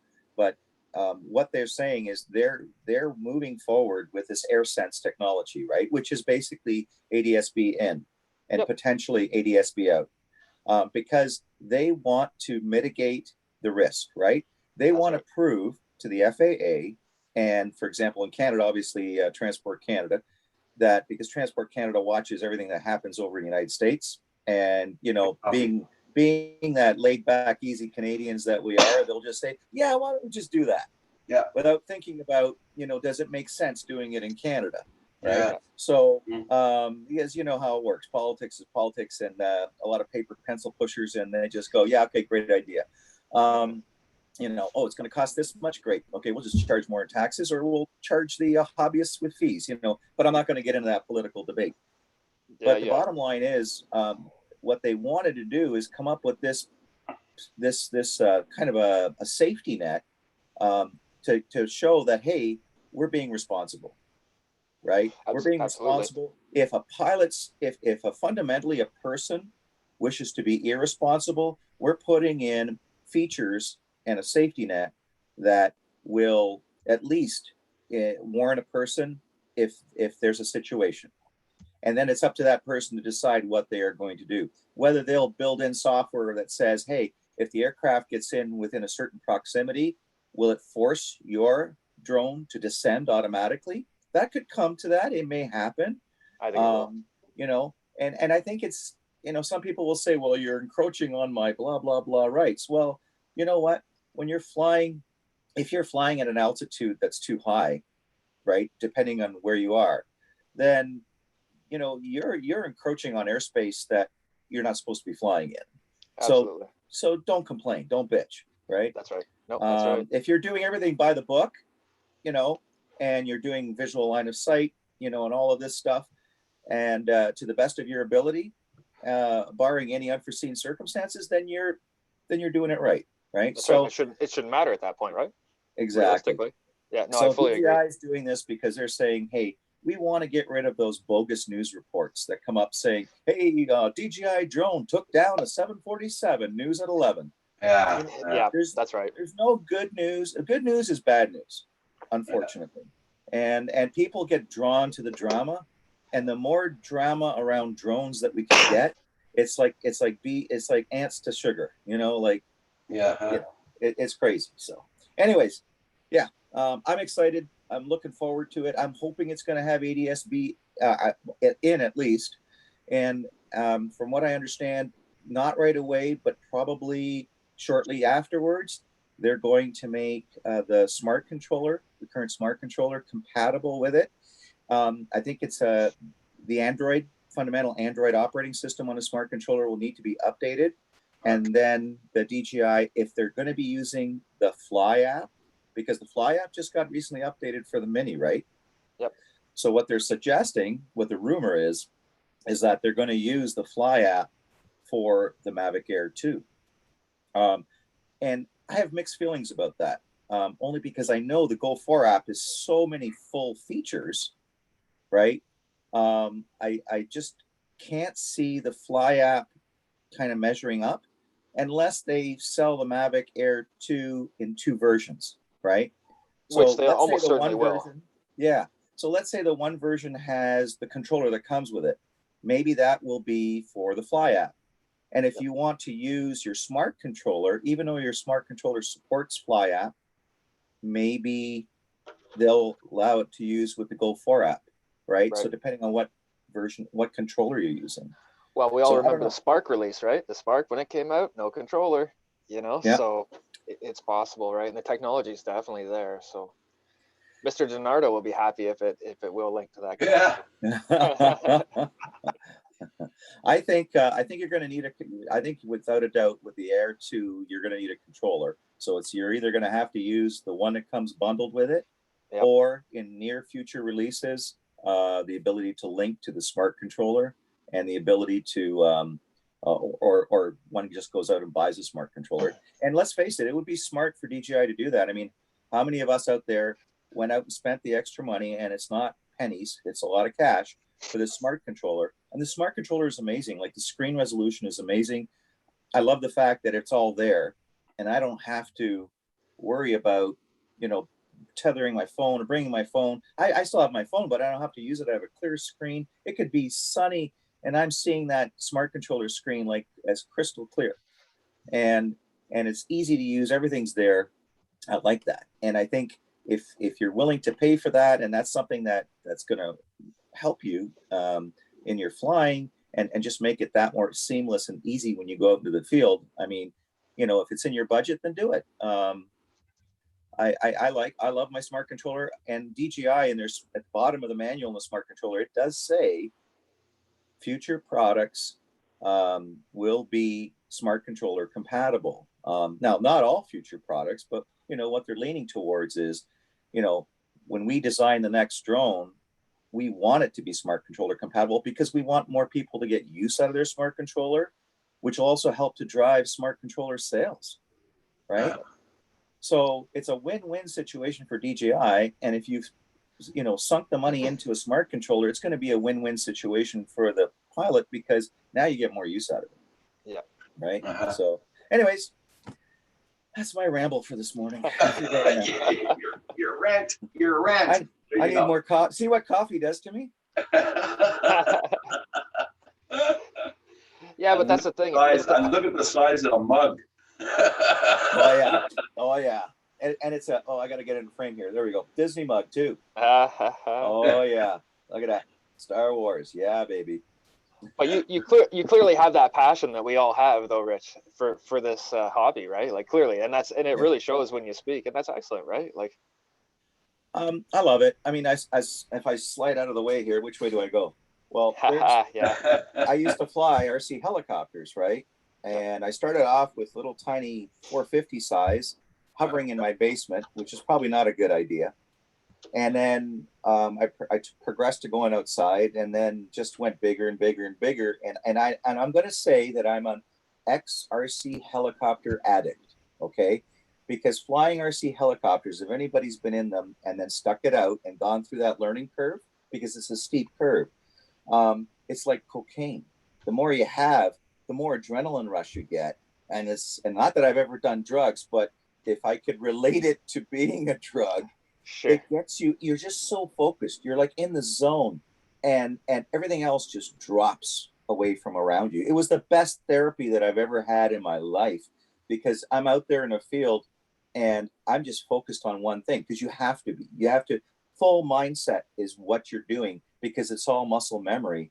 You can't think about something that's going to happen 2 seconds later, because it's already happened. Right. For me, that's the FPV side of it, is exactly what you just explained. Yeah. And I'm still getting used to FPV, because the whole concept of first person view, I've got a little, is it a Tiny Whoop or whatever? And I haven't had a chance to, I've hovered it. I put it in like training mode or whatever and hovered it, and I've got some extra batteries, but I really want to get into it more. And I began to appreciate how hard it is when you've got this on, and as if you're sitting in it, and now you're having to fly this thing and have it's kind of like situational awareness of what's around you, right? That's tough, man, because if I'm seeing something from a pilot's point of view, it's a lot easier, because I can see what's around it, right? Spatially, I can see what's around it. But when you're doing FPV, man, that's your reaction times and everything else. It's like flying RC helicopters. It becomes muscle memory. It's like you see something and you're already reacting to it. Yeah. Right. Yep. I don't fly FPV. I already tried it, but I mean, I tried it for what, 50 seconds? That's about as long as I stayed in the air with it. But It's not for everybody. It really no, isn't. not. But it makes no difference. If you're into the flying of the drones or the airplanes or whatever, at the end of the day, we're all in it for the same thing. It's the thrill of the flight. Yeah. It's just amazing. Oh yeah. I know a lot of people look at it a little differently. You know, some FPV guys get on a high horse, right? And photography drones, this and that. But you know, at the end of the day, it's the same deal, and it's the thrill of flying, right? And you get the same chirping from the RC helicopter side, Yeah. and a lot of finger pointing, right? So Of you get the finger pointing of, well, it's those darn photography drone people that are ruining the hobby, blah blah blah blah blah. You know what? Collectively group together, come to a common goal, a common, course of action as hobbyists, and say, hey, FAA, and hey, Transport Canada, this is a hobby. We're a majority of us are responsible pilots, and we either have MAC memberships in Canada for flying, or the equivalent in the United States, and we've paid our dues. We've taken the training. We've done this. We've done that. We've invested our hard-earned money into this. Don't mess with this hobby. Yes, we want it to be more responsible, but let's make it work for both of us, for both sides, right? Yeah. And really, that's what we need to be pushing for as hobbyists in this, is to help the regulators understand that this is a hobby. And if you're doing it commercially, well, then that's a totally different segment. And should it be treated differently? Yeah, in many cases, yes. There should be some insurances in place and this and that and whatnot, because you're running it as a business. That's right. But if you're simply enjoying this as a hobbyist, you should have your own pretty much set of rules, ones that obviously overlap between hobbyist and commercial, but then there'll be more ones that are specific for commercial pilots. Mm-hmm. So, I think that's where regulators kind of need to find that balance, right? Yeah. And that's a tough thing, because you get, certain, and you get those people that are just interested in it for the money. Like, ooh, I can, like in the US, for example, right now, some companies out there can turn around and say, well, you know what, if the government promotes ADS-B out and some form of tracking, well, we have a potential solution, and we can make a crap load of money, because we're going to charge everybody X amount of dollars for subscription to this, because they're mandated to have it, right? It's Yeah. like you're mandated to have a vehicle with a proper plate and a sticker and registered to you as the owner and insurance, right? Mhm. So, you know, whether you're in Canada or United States or elsewhere, most countries, that's the situation. Well, you know, these companies out there that want to, you know, get into the regulation game are just looking at it from a money point of view. Of Uh, course. Yeah. But anyways, I don't want to get political. No, it's all politics. it's all good. But then again, with with the younger generation getting involved in drones and whatever, they're going to be, when they get older, they're going to go into robotics. They're going to go into something else. Yep. Exactly. The government doesn't think of that. No. You don't Well, think about the kids' their education it comes off of robotics or look at like Andrew's kid. He's taking robotics in school, but he loves flying the drones. You never know, he might go in the army or what you call it, the Air Force, and be a jet pilot. Where you get the training also from FPV flying for like jet pilots. I mean, you got to know what you're going to do ahead of time. Yeah. No, I mean, it's ridiculous what the government's doing. I know. Thank you, Mr. Gardner. I know. Mr. Sooner or later. Yeah, Mr. Gardner, copy and paste. That's how I call him. Just copies what the States does and pastes it in for Canada. Unfortunately. Yeah. Unfortunately. And that's why as responsible drone pilots, even as a hobbyist, I mean, you don't have to give this whole thing all of your attention, but you should be aware of what's going on. Don't put your head in the sand and think, oh, it's not going to affect me. It will. Right. That guy literally says that this little foam airplane in my 8-year-old's hands is illegal. Can you believe that? Like, come on, man. My child goes out by himself and flies this thing, and he's never hurt anybody. It's got a couple little dings in the nose, but he doesn't even crash it, right? Yeah. And this guy is trying to tell us that that's dangerous. Yeah. Like, come on. Yeah. It's not like it's all about FUD, right? Yeah, Fear, uncertainty, and doubt. And the That guy was more that the media can spin on it, and again, it all goes back to the exciting news is the bad news, right? Yeah, that's right. So and we all tend to, as human beings, our natural tendency, unfortunately, is to focus on that because it's exciting or it's dramatic, and it gets certain endorphins running in our brains, and we're like, oh wow, really? It's like watching that thriller and something happens at the next turn of the corner.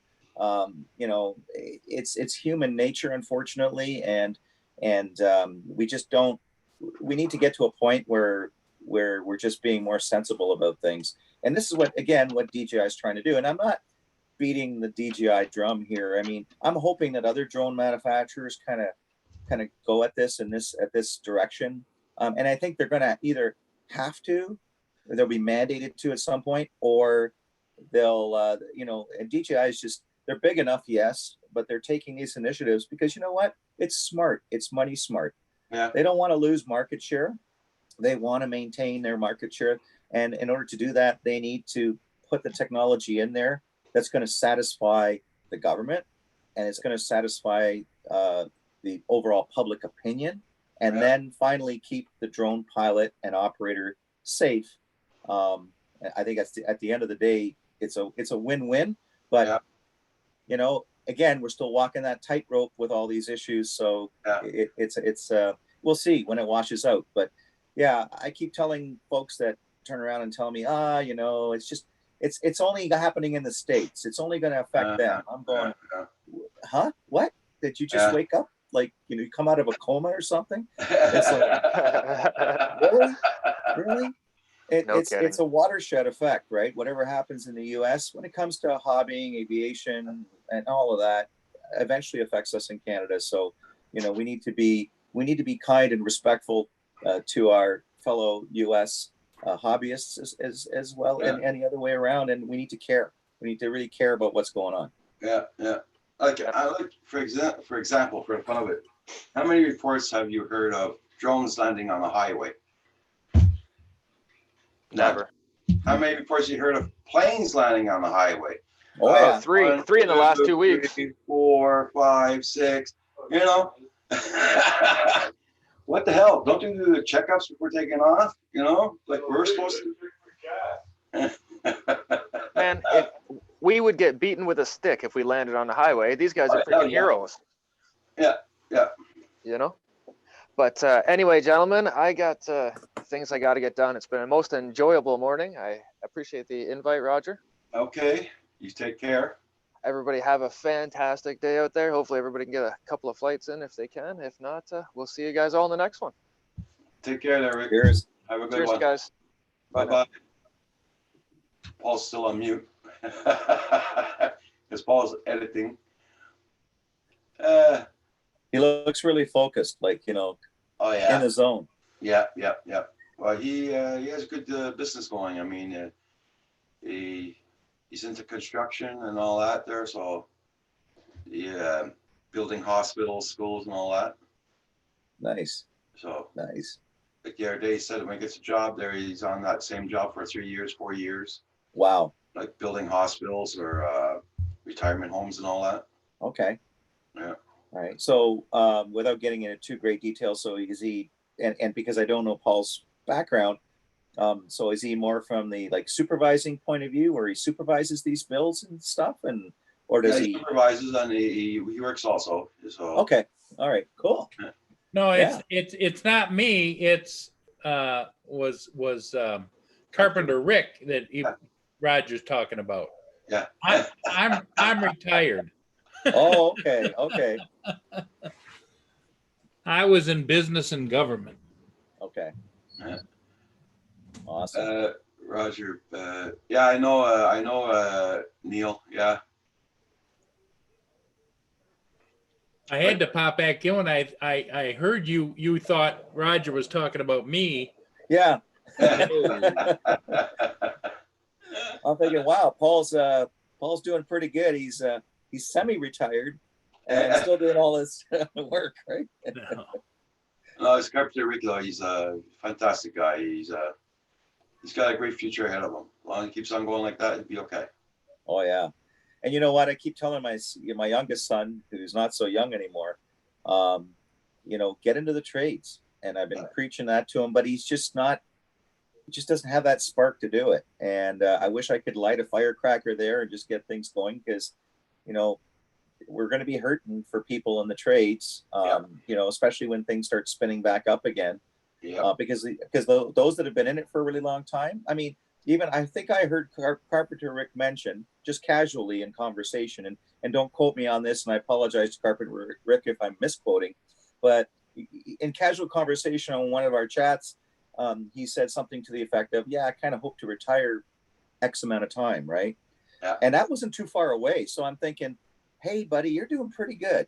You know what I mean? Considering everything that's going on, you know, awesome. Like, you know, that, you know, and so it just proves to you that if you really got a good work ethic and your mind's in the right spot, that, you know what, you can do right. I mean, you can do well and benefit from, you know, reap those benefits, right? Yeah. True. I wish the hell I was like that when I was younger. Yeah, no, you know, like they always say, right? The old story, hindsight's always 20/20. Yeah. You know, some people say, "Oh, I wish I could roll the clock back 10 years," and I always say, "Well, but give me the wisdom that I have today." Yeah, that's right? it. Don't True. just put me back to where I'm going to make the same mistakes again. True. Hey, Matthew, good morning. How you been doing? Nice to see you. If you want to put your name in the chat there, Rick, Richard, so everybody can get your channel. All right.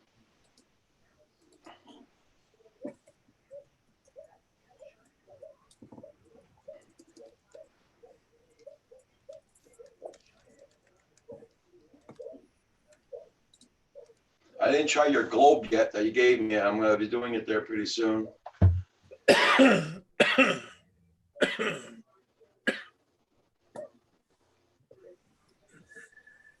Yeah. So my Mavic Air is now gone to a new home. My Spark has gone to a new home, and yeah, it'll be interesting. It'll be really interesting to see what this Mavic Air 2, you brings to the table. And I'm hoping for some good things. And, it's going to fill that void, that gap between the Spark and the Pro Series. And I think it'll be the next step. Like for those people that have gotten the Mavic Mini and are like, wow, this is really cool. I want to do this more. But then they're a little gun shy about the price of going to the Pro or the Zoom. Then, the Mavic Air might be in that right price range for them to make that next step up. Right. Right. So, Okay. I know in Canada we're going to take a beating because our exchange rate right now is like, I don't even want to look at it. I don't want to look at it. I figured Last time I saw it was at 68 cents. I don't know what it is now. Oh man, that's even worse. I No, but last time I know saw when it I 3 click weeks that ago. buy button on Monday, my pocketbook and my credit card's gonna do a little cry. That was 3 weeks ago. I looked at it though. I didn't look at it recently. I don't know what it is. Yeah. But yeah, I mean, I think right now, if we, as Canadians, if we're looking, if the price is about $7.99 US, let's say $800 rounding up, we're looking at about $1,130 or so and change. Our cost once you do the exchange plus the taxes. Well, So, and that's not figuring what the difference is going to be in the Fly More. Yes. Because $7.99, I don't think that's the Fly More version. I have no idea. I think the Fly More is probably going to be closer to that $999. Yeah, which is going to add another roughly, couple of $100 to the whole thing, right? Yep, exactly. Yeah. So the exchange rate is just whatever. Control the controllables, right? Yeah. Well, you see, like when I got the refresh for the DJI Mavic Mini here, it's $33 American, and here was $55 Canadian. Yep. Yeah, exactly. Yeah, you guys almost have to add a third to everything. Pretty much. Yeah. These days. I've had some people ask me, why do you bother? And I think this is more coming from folks in the US and not pointing fingers, but some in Canada too. And they say, well, why do you bother paying the extra money for that DJI Care Refresh and Care Refresh Plus? I get that closer to the time when my Care Refresh is about to expire. And I just say, well, basically in Canada, I know in the US, you have more options when it comes to insuring things, especially from a hobbyist point of view, right? In Canada, we don't have that. As far as I know, and I've checked maybe a month ago, 2 months ago, the only drone insurance that you could get in Canada would be if you're a commercial operator and you have a business, and even that insurance is not cheap. As a hobbyist, there's really nothing out there. Well, So Roger found a company that does it everywhere, but in Quebec, right, Roger? Quebec, oh, really? Yeah, Quebec is excluded from all insurance companies. What was the insurance? What was the insurance company you were going to buy from? And they said, "Oh, you're in Quebec. We can't sell it to you." Yeah, it was from BC, from Vancouver. Okay. Yeah. But do they do like hobbyist type insurance, Yes. or is it strictly commercial? No, Both. obvious. They do both. But Oh, well, Roger, send me in the email, send me the link, or maybe post it on the I chat think here. Phantom Hodges has it. I got rid of it a long time ago. Okay. Phantom Hodges, I'll try and get it off of him. Okay. No, fair it was enough. Asgard Studios that had it, actually. Hugh. Okay. Yeah, maybe in our next chat or something. If Because Asgard everybody comes on, everybody was saying, check with the, oh, damn it. What's the name of that insurance company in the States that insure you, Paul? Anyway, they bought the Case Populaire here, the banks, Case Populaire banks, State Farm. Oh, okay. But maybe State Farm in Ontario might do it. But here in Quebec, they will not. So check out with State Farm. Yeah, because in the States, it's a little different depending on what policy you have. I know that if I'm flying recreationally, my drone is covered under my homeowner's insurance without paying anything additional. Oh, wow. Yeah. Okay. Yeah, Well, I'm I've never had a claim either, so who knows? yeah, exactly. I mean, yeah, I see a lot of posts from our American friends, and they say, "Oh, yeah, you shouldn't bother getting DJI, blah blah blah. You should just get it through State Farm or whatever." But and then one person says, "Oh yeah, I filed a claim for my drone because it dropped in the lake and with State Farm, and they covered it, no problem." But they didn't really mention what their renewal was Yeah, after that happened. on the right? other end. Yep. Yeah, yeah. So Well, I think it take a lot into account of how many years you've been with them, how many Mhm. times you've had claims with them. So True. there's a whole actuarial that goes on. Yeah. Yeah. Because it's like I have 0 claims with them, and so when I called right into the headquarters to double check. Oh yes, sir. Yes, sir. Yes, sir. Nice, nice. Check I out wish we had that. Yeah, and Asgard Studios, if he comes on later, we'll ask him. Yeah. Because Awesome. he's insured with ones in BC. Okay. Hey, Cardarso, how you doing? Long time no see. Since yesterday or this morning. One of the two. Memory. It's called us getting to be a little older, Roger. Yeah, breakfast took longer than expected. Oh, okay, Greta. That was this morning then. Okay.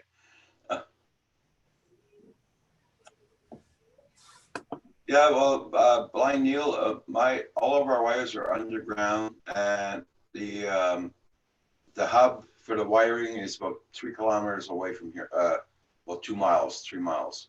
Hey, Rich, did you get a chance to experience one of Roger's speed tests? No. Oh, Roger, you gotta. Oh, is it going to make me cry? Oh, you gotta do it, Roger. Oh, man. I mean, take a look at the picture. It's crystal clear. Everything's fine. Go ahead, Roger. Do the speed test. Hang on. I mean, everybody needs to have a little uplift in their life today, Yeah, I need one, that's for sure. That's if the page opens. Oh, that fast, eh? Oh, it's like lightning. Woohoo! Okay, Kim just opened his computer on top of that, so. You guys seeing it? Yep. Yeah. Oh my gosh. Oh, it gets better. That's just the download. That's just the download speed. Okay. Here goes the upload. What the? That's why all that. I was talking about, should I make a video talking about Bell's internet for my area and put it on my channel? There it And is. and that's Download what happened in 4.4, the last upload little while. 0.4. Wow.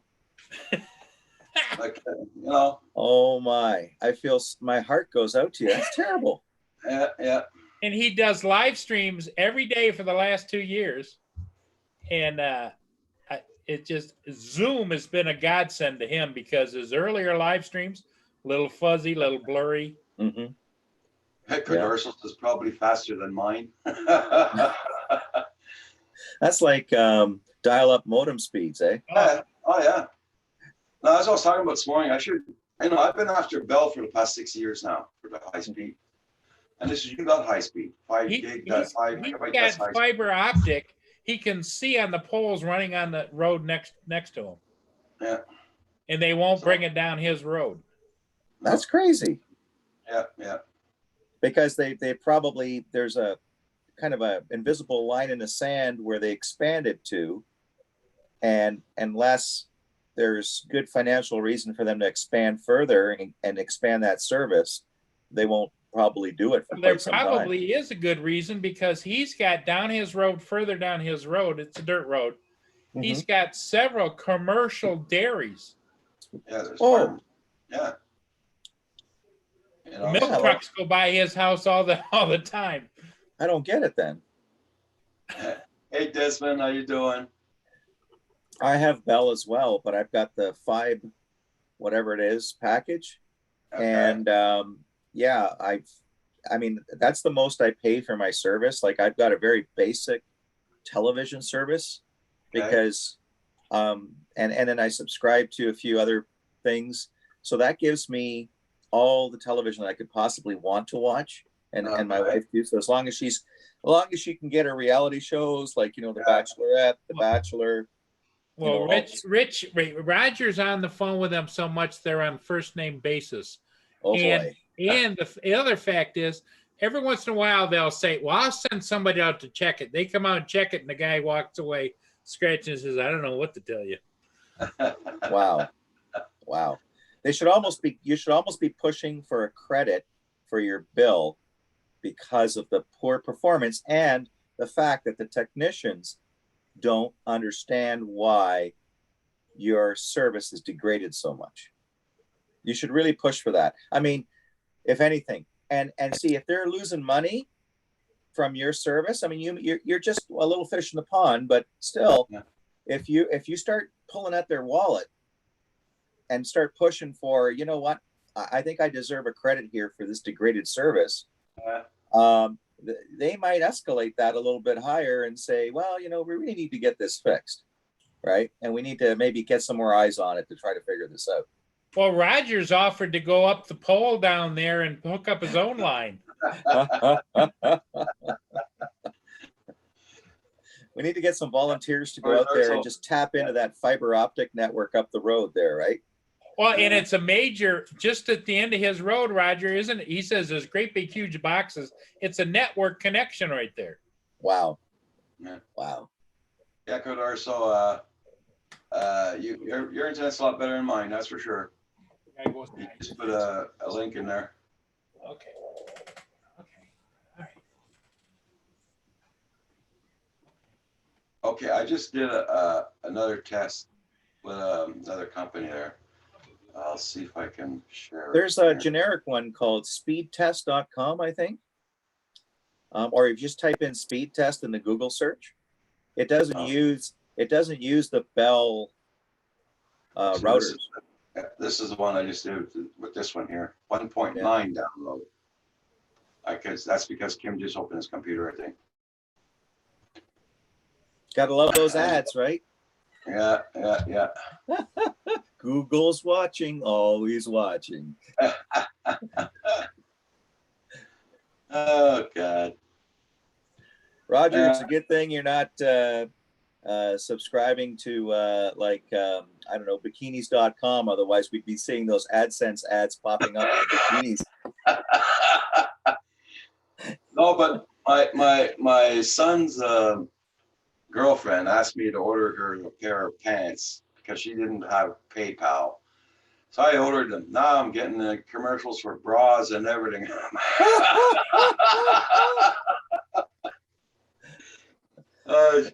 That's cracking me up. That it's coming from what's the name of that place again? Whoops. Well,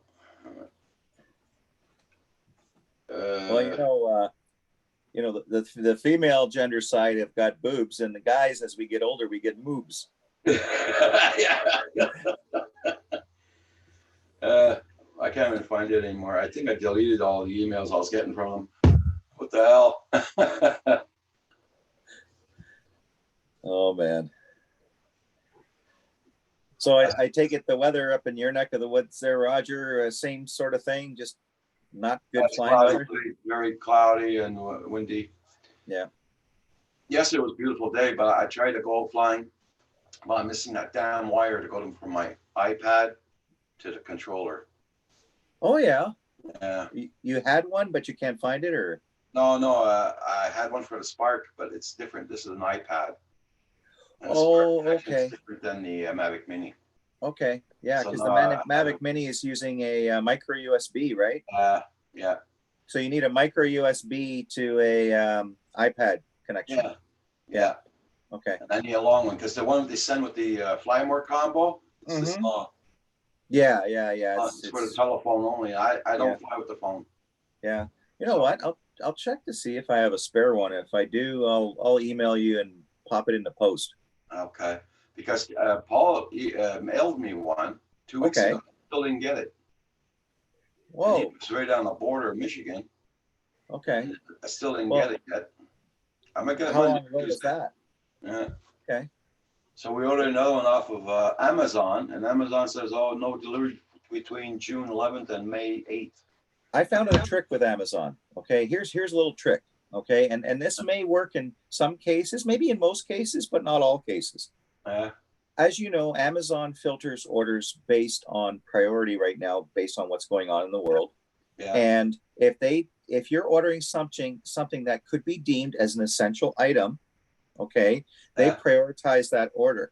So, for example, good friend of mine ordered some Brita water filters, for those Yeah. Brita jugs. yeah. And within that order, he ordered some other things like drone related things that were in stock in the warehouse of Amazon. Now, if he Okay, had ordered those drone related things separately, the ship date would have been, X amount of time out, right? Like Yeah. at least 2 to 3 weeks out. Yeah. But because he ordered those Brita filters, yeah, and that was together as one order, yeah, his order came in 2 days. yeah. Because they call that like essential. Yeah. Yeah. So because there was an essential item in that order, now I don't know if it'll work for everything, but in his case, and because this was an essential item, the water filter, Yeah, or it was deemed as one, and those other things were part of his order, he Yeah. got it in like two days, 3 days max, and he had his order in his door. okay, okay. Yeah.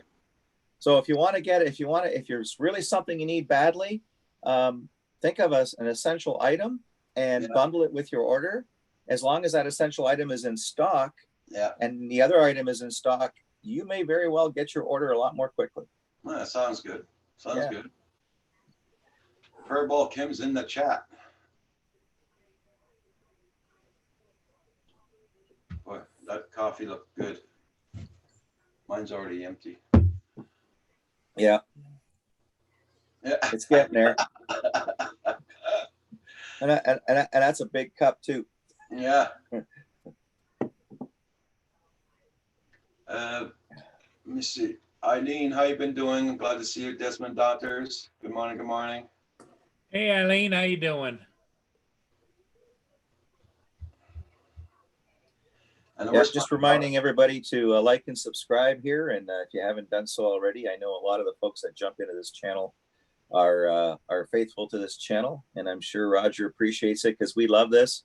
I know I do, because it's not just about drones; it's also about people and stuff that's going on, and we kind of we get a little sidetracked. We talk about different things, but it's nice. It's like just getting together for coffee. You know what I mean? Yeah. So Yep. The- Kind of that's like what I love about this. dropping in at your family diner.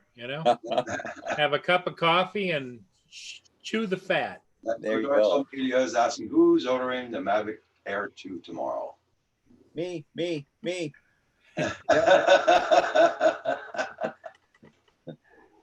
I'm cautiously waiting to see. Yeah, My biggest problem is that I told you, Rich, is I've got the Mini that I got the first week it came out, and I've flown it 3 times. Well, that's- My go-to for everything I do is Yeah. the Mavic 2 Zoom. Well, and I don't disagree with you, because I got my Mini and I've not flown it a lot compared to my Mavic 2 Pro, right? Yeah. Because it's just been too windy. Yeah. Yeah. And the poor little Mini is just getting beaten out there by the wind, and the ESCs are working hard, the battery's working harder, the motors are working harder. That poor thing is just struggling. It's a great drone for calm days. In my opinion, and again, just my opinion, the Mini is a great drone for those tight spaces on decent days. Let's say you were down by a creek, or you were in this area where you had some wooded areas and stuff like that, or Right. structure. You can fly that thing in there, as long as you're not too low to something where the downward positioning sensors are going to go, then you can get that into tight spaces if you've gotten some good practice flying, and get some amazing shots, because you don't have all those sensors to contend with. Right. So for me, that's where that Mini fills that purpose. But unfortunately, the weather is also the other thing, where I could take my Mavic Air 2 out on a windy day, and it handles that like a champ. Right. but the poor little Mini just doesn't stand a chance. I had an interesting experience yesterday, and I haven't had it in a long time. But I was out flying several, like 5 ships yesterday, and it was kind of windy coming out of the north off the lake. And as you know, you get it into the wind, and like I'm going up the side of a ship, and it's at this angle, Mm-hmm. and I noticed that it's descending a little bit as I'm going, because those rear sensors were looking back here at the water, so it really was at an angle. So like 50 feet this way uh, um, would have been set 85 feet this way. So now it was coming down to get it back right to the right amount. Wow. So I had to upstick a little bit. Yeah. To compensate. Yep. And I that happened to me a couple of times years ago, but I forgot about it. But Yeah. you know, because And that's where experience plays the point, and that's why on a lot of these forums, and you get people, because anybody and their brother or sister or cousin, whatever, can buy a Mavic Mini. right. And you get on some of these Mavic Mini forums, and people are just they're new. Okay, I get it. And I get it today that in today's technology, people are just looking for an instant answer, right? Because they don't want to read a manual. They don't want to do the research. They'll just jump into a forum and ask a question that could have been answered if they just took a little bit of effort to look for it. Now, if they preface the question with, I've been looking for an answer on this. I Googled it. I searched some other sites, and maybe somebody can help me. Then you kind of sets the tone and says, oh, this person made an effort and they tried. But everybody's looking for that quick answer. And where I'm going for this is, with the Mavic Mini, you hear so many people saying, oh, I crashed it. It went into the water. It did this, it did that. Well, yeah, because you know what? You're probably an inexperienced first-time drone pilot, and you're not aware of really how a drone reacts in different situations. And it's a good comparison to your Mavic 2 Pro, where you had to remind yourself that, hey, in this situation, I could experience this, right? And when it happened, you kind of knew what to do instinctively, which was give it more throttle to get it back up. Where an inexperienced pilot would have just possibly got into the drink. Who knows, right? Yeah, Quadarso Media says that my neighbor had a Mini for a day. It's lost. Oh, It's no. strong. Yeah, that must have hurt. Yeah. Hey Yep. guys, I'm gonna go make another coffee. I'll be right back. Paul, you want to take care of the going on with the chat and everything with Richard? Yeah. Hey, Roger, can you bring me a coffee too? Hey, just pour it. I'll hold my mug here. Okay, just like that. Pour it in. I'll be right back. I have to mute periodically. Mia does not like other people walking their dogs on the sidewalk in front of the house. Oh, I have 3 Cocker Spaniels. Charlie, who's the oldest, Baxter, the middle child. He's the black and white. So Charlie's a blonde, Baxter's black and white. And then we have Ollie, which is like a reddish brown color. He's the youngest one, but the tallest one. And they're all American Cocker Spaniels. And anytime someone comes to the door, I swear I don't need a doorbell, right? They're like, woof, wah, woof, wah, woof. And they're just right at it. Or they hear something outside. So anytime we go and we leave the house, I have those little Google Mini in the living room. And I'll just say, hey, Google, play me some 60s. And it starts saying, okay, going to play some 60s from Spotify or whatever. It starts playing music. And that actually helps the dogs. Just having that constant something in the background. Because when it's quiet and all of a sudden they hear something, it's like, what? Yeah. And when I go out and fly, I have a Tahoe. And Mia gets up in that right-hand front seat. That's her seat. Uh-huh. And she cushions into the back of it because Mia weighs about 92 pounds. Oh, wow. She cushions into the back of the seat. Never says a word or anything, but she likes me to leave the radio on when I'm flying. So I turn on accessory and the radio's playing, and she just looks around, watches everybody. Yeah, my dogs are not really fond of drones. I've flown the Mavic Mini in the house, and they're just looking at it like it's some sort of low flying bird, and they need to bark at it. So yeah, it gets interesting. I'll bet. I'll bet. Yeah, Yeah, if all me, they ha- when I go out the back door, I see I have a school behind me with a great big schoolyard, so I can go out and test fly and whatever. Nice. And she's laying on the grass back there. I got a security fence, but she's laying on the grass out there. And I'll take off like 5 or 10 feet away from her. She'll just look at it like, what the hell are you up to now? You know? Yeah, I wish my dogs were that laid back, but unfortunately, no. It's like nitro and glycerin, right? Yeah, or domino effect. You know, Yeah. the oldest one will go woof, and all Yeah. of a sudden, the middle one, Baxter, who's the neurotic one, he'll start chirping, and then Ollie figures, well, they're chirping, so I should chirp too. Must And they be a just, reason. Yep. oh gosh, we get, and then in the middle of the night, or actually really early in the morning, like my wife and I got this king size bed, and all the dogs jump in. Okay, there's lots of room. All the dogs jump in. They're usually sleeping at our feet or to our side. And sometimes in the early morning, Baxter, and it's only Baxter, has dreams. And out of a sudden, he starts to howl. And so I have to kind of gently shake him out of it. But because if I don't, the other two are going to start to howl. Sure. And when this happens at 1 or 2 o'clock in the morning, it's just not the nicest wake up. No, no. It's Mia was a rescue, so she gets every once in a while, not very often, she'll get a little bit of nightmares, Yeah. And I just, if I talk to her, I just call her name and she'll pop one eye open and Yeah. Okay. Well, Baxter, he's so zoned into whatever's going on, whatever he's seeing in his dream. And I can't, like, I've yelled at him, and he's so deep into it. I gotta gently shake him Yeah. to kind of, him to realize, oh, what's going on, and snap him out of it. Right. Hey, Roger, does Roxy ever have nightmares or anything? Or Oh, hell yeah. And she howls in her sleep. Yeah. My Baxter, that- my middle dog, does the same. Yeah. She howls in her sleep. She's sleeping and she's howling. And she does that sometimes at 2 or 3 o'clock in the morning. I Tim's feel you. upstairs. What the hell's going on? Oh yeah. So I don't know what I'd do without my Mia though, and probably Roger the same. Roger always says, "No, that's okay. The dog can go," but I don't believe it for 1 minute. No, I think my wife says the dogs are hers, right? And it's true to a sense, except for Baxter.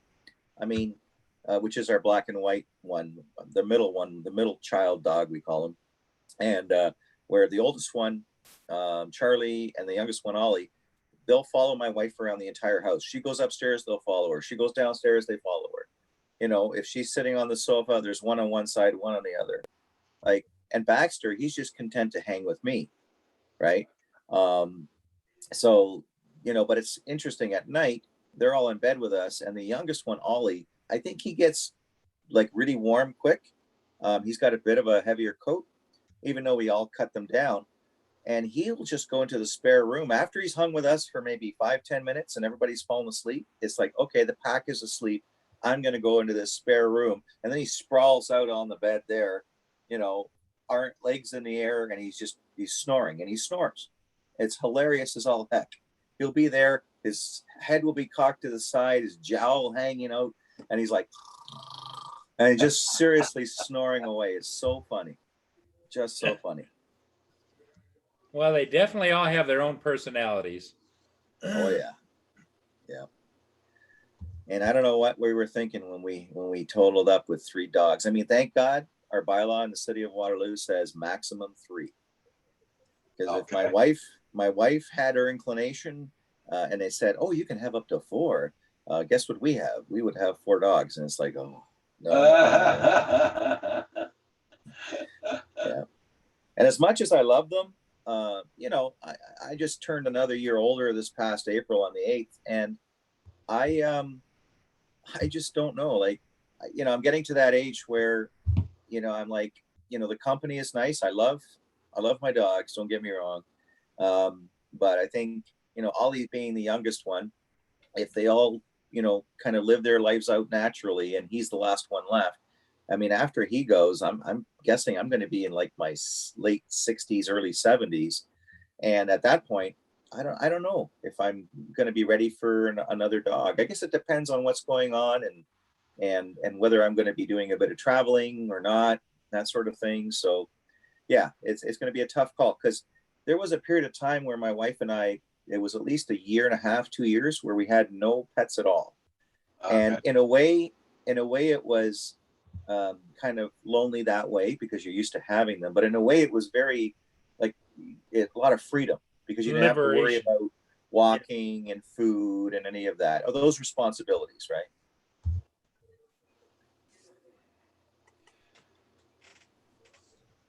Zero.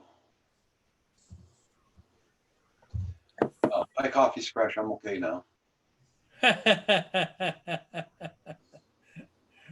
Rich is looking for coffee. Well, see, Andrew comes on here and he's got coffee service. Yeah.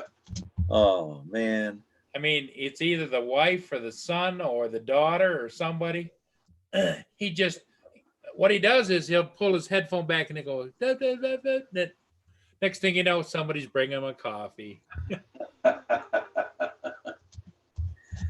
Oh, loving family that's well trained. I mean, loving family.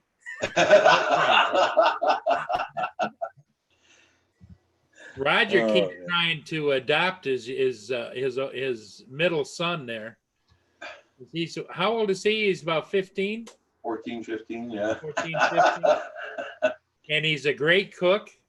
Wow. And he acts almost like a butler around there.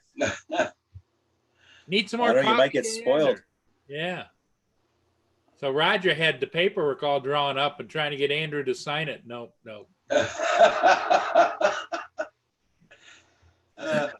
Yeah, trying it. Yeah, well, you know what? You can provide him like free room and board, right? He can eat the food that he cooks. There's some bonuses here, right? Yeah.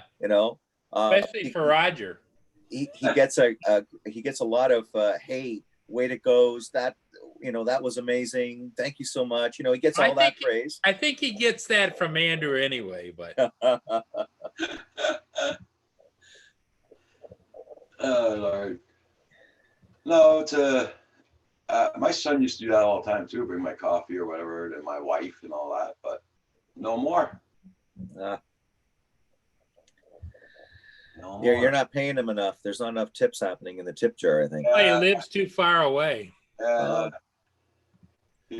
old is Mario now? 52. 52. Yeah. Wow. Yeah.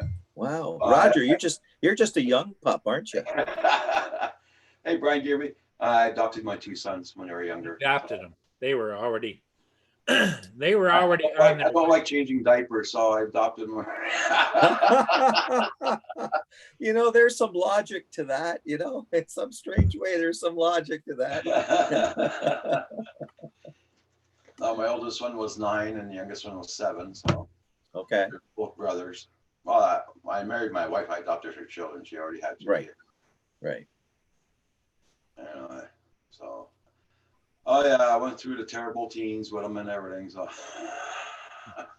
you paid your dues. You didn't have to do the diapers, but you had to do the rest of it. Yeah. I don't know. I think diapers, to be honest with you, with our 3 kids, my oldest son just turned, what is he now? 34? Yeah, he's 34, maybe 35. I lose track of these things. It's terrible. But, and to be honest with you, changing diapers was the easy part. The hard part is when they got into their teens and they faced all those social challenges, and then you had to deal with it as a parent. I think that's the hardest part. I mean, other people we disagree, but for me, the hardest part was the teen years and having to deal with that with our 3 kids. I mean, overall, they were really good, and we kept them busy in activities like the oldest boy in basketball, the youngest boy in some soccer, and my daughter loved to do dance, so she was always into that. And and yeah, it cost us money and we were running around, but you know what? At the end of the day, the kids came away learning something. They had a fun experience with other kids of their age, and it just kind of like to help kind of like, I guess, sand off those rough edges as you're growing up, to kind of give you an appreciation for other things, right? And you know, and you know, it wasn't easy. Like, you know, we all have our stories raising our kids, and everyone's stories, you know, somewhat the same but a little different. Yeah. And yeah, I don't regret you know, the diaper changing years, because when it got to the teen years, yeah, wow. I think the lack of hair on my head is probably the result of those teen years. Yeah, well, that's one thing, touch wood though, they never had problems with the law. Never, never, never. That's one thing I'm very happy about. You know, I mean, that's one thing I was dreaded. Because when I was younger, I was a rebel. You know, but in the chat here, JDS Flying Canuck made a really good point. It's kind of funny, but it's also kind of serious. He says, try changing depends on an adult. Yeah. Well, so as funny as it sounds, if you have, and if you're a caregiver for you know, an older person, yeah, and you're working in that area, or you have someone at home, yeah, you know, that's I think that's even harder. Oh yeah, I did that with my mom for 8 years at home. Yeah. It is. It's a humbling experience, right? Yeah. It really is. Yeah.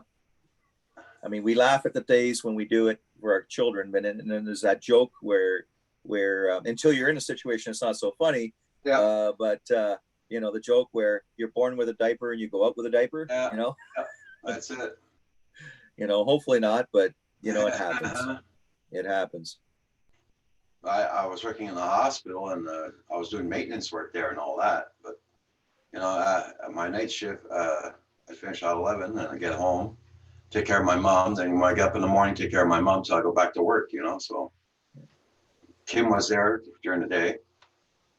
I used to have a woman come in once in a while, give everybody a break. But yeah, it was kind of hard sometimes. Oh yeah. I my aunt, out of our family, my side of the family, I have an aunt. That's it. As far as members of my family, I mean, my mother passed on a number of years ago from stomach cancer, and my stepdad passed on in a senior's home. And then, you know, we had other family members around us that just, you know, kind of, you know, passed on in the last number of years. So it's been you know, it's been a very huge time to reflect, right? And to think about, you know, what we could have done better as family members and things like that, because you know, and that's why I tell everybody that, you know, when they're dealing with family members that are kind of getting up there in age, and it's just say, you know, spend as much quality time with them as you can, even if it's only 5 minutes a day with a quick phone call, or a couple of times a week, you know, with a visit. Make that effort, because you know, when the opportunity is no longer there, you're going to regret it, right? Yeah. So you know, you want to kind of, you know, have no regrets. And then yeah, again, everybody's situation is different, so you know, that's why I'm being so nice to my son. He's the one's gonna be placing me, so I gotta make sure he's place. You're grooming him. You're grooming him, right? Yeah.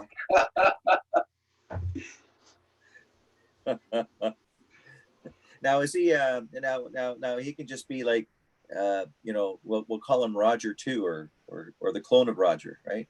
His name is Mario. Yeah. Mario. Yeah. He's working. He works in as a traffic controller during constructions and all that. All right. And like when they're putting up wires on the posts and all that, he's behind them in the truck and all that, directing traffic. He's been doing that for the past 16 years. 16. Wow. Yeah. Wow. Yeah. So he loves his job. Mhm. If he didn't love it, he wouldn't be there, that's for sure. Well, yeah, exactly.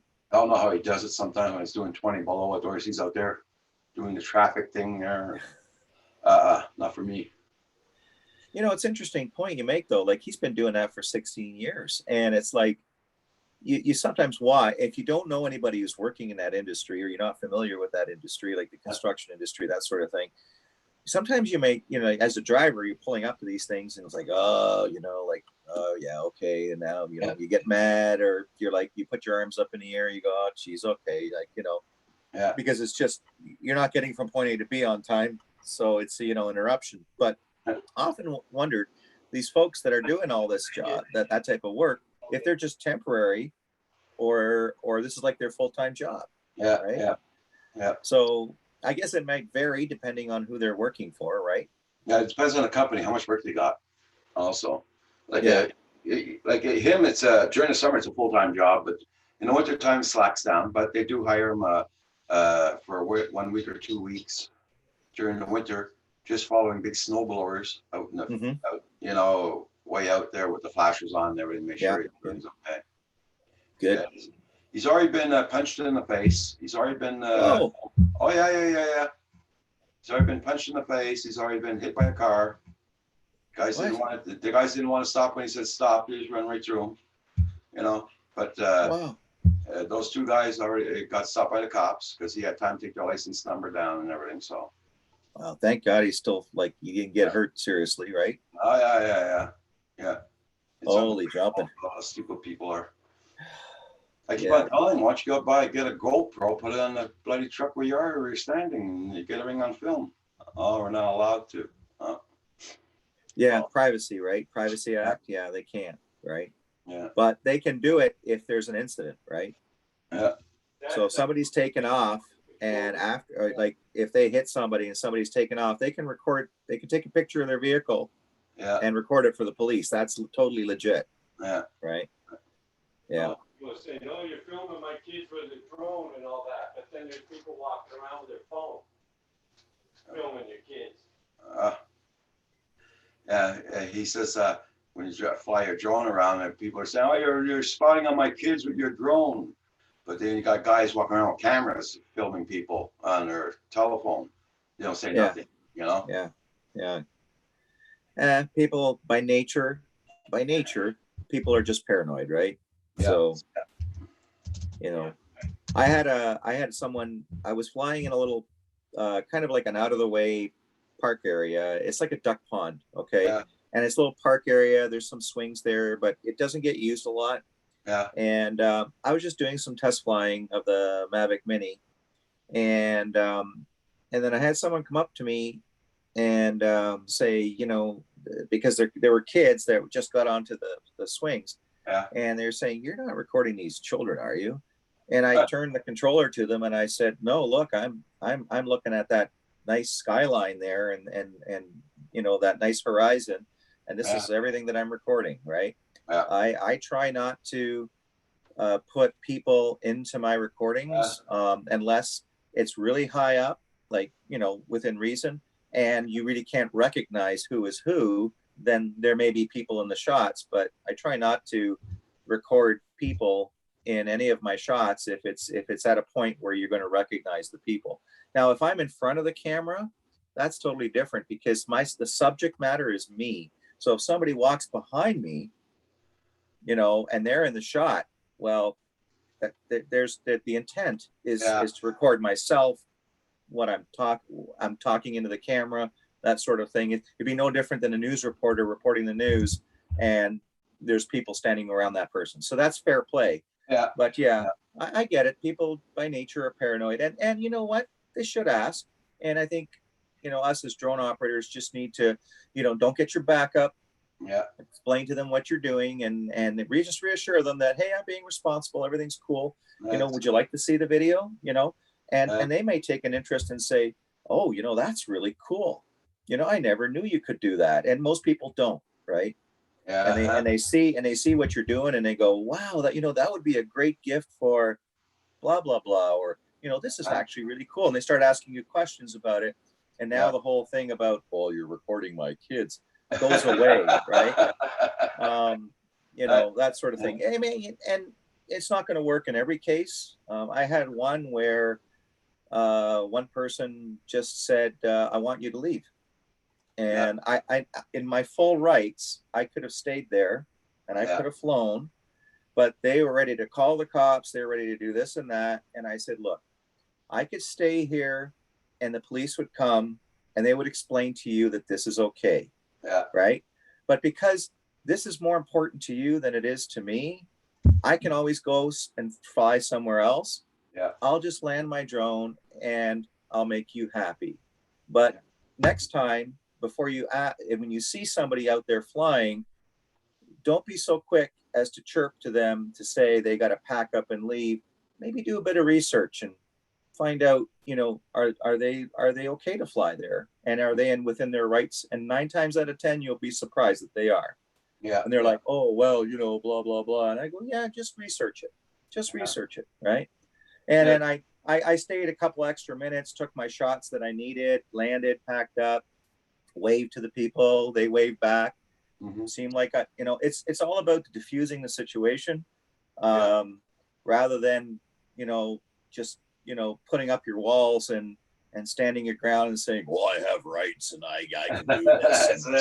I mean, yeah, we all do, right, to a degree, but we got to be friendly about it, right? Yeah, true. Yeah. Paul's gonna go because he wants to go lay down. He's been meditating. I'm whipped. So, Rich, it was great talking to you. Roger, you take care, my friend, and everybody in the chat. Have a great day. Stay safe. And You too. We'll see you, everybody, at 5 o'clock on Novice Quads. Those guys. Ooh, Yeah. okay. Cool. Rich, you ever go over there? No. Oh, you need to go.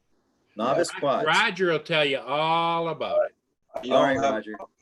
I'll put the link in there for you so you can find them. Hold on, I'll find their link there. All right. Google, YouTube.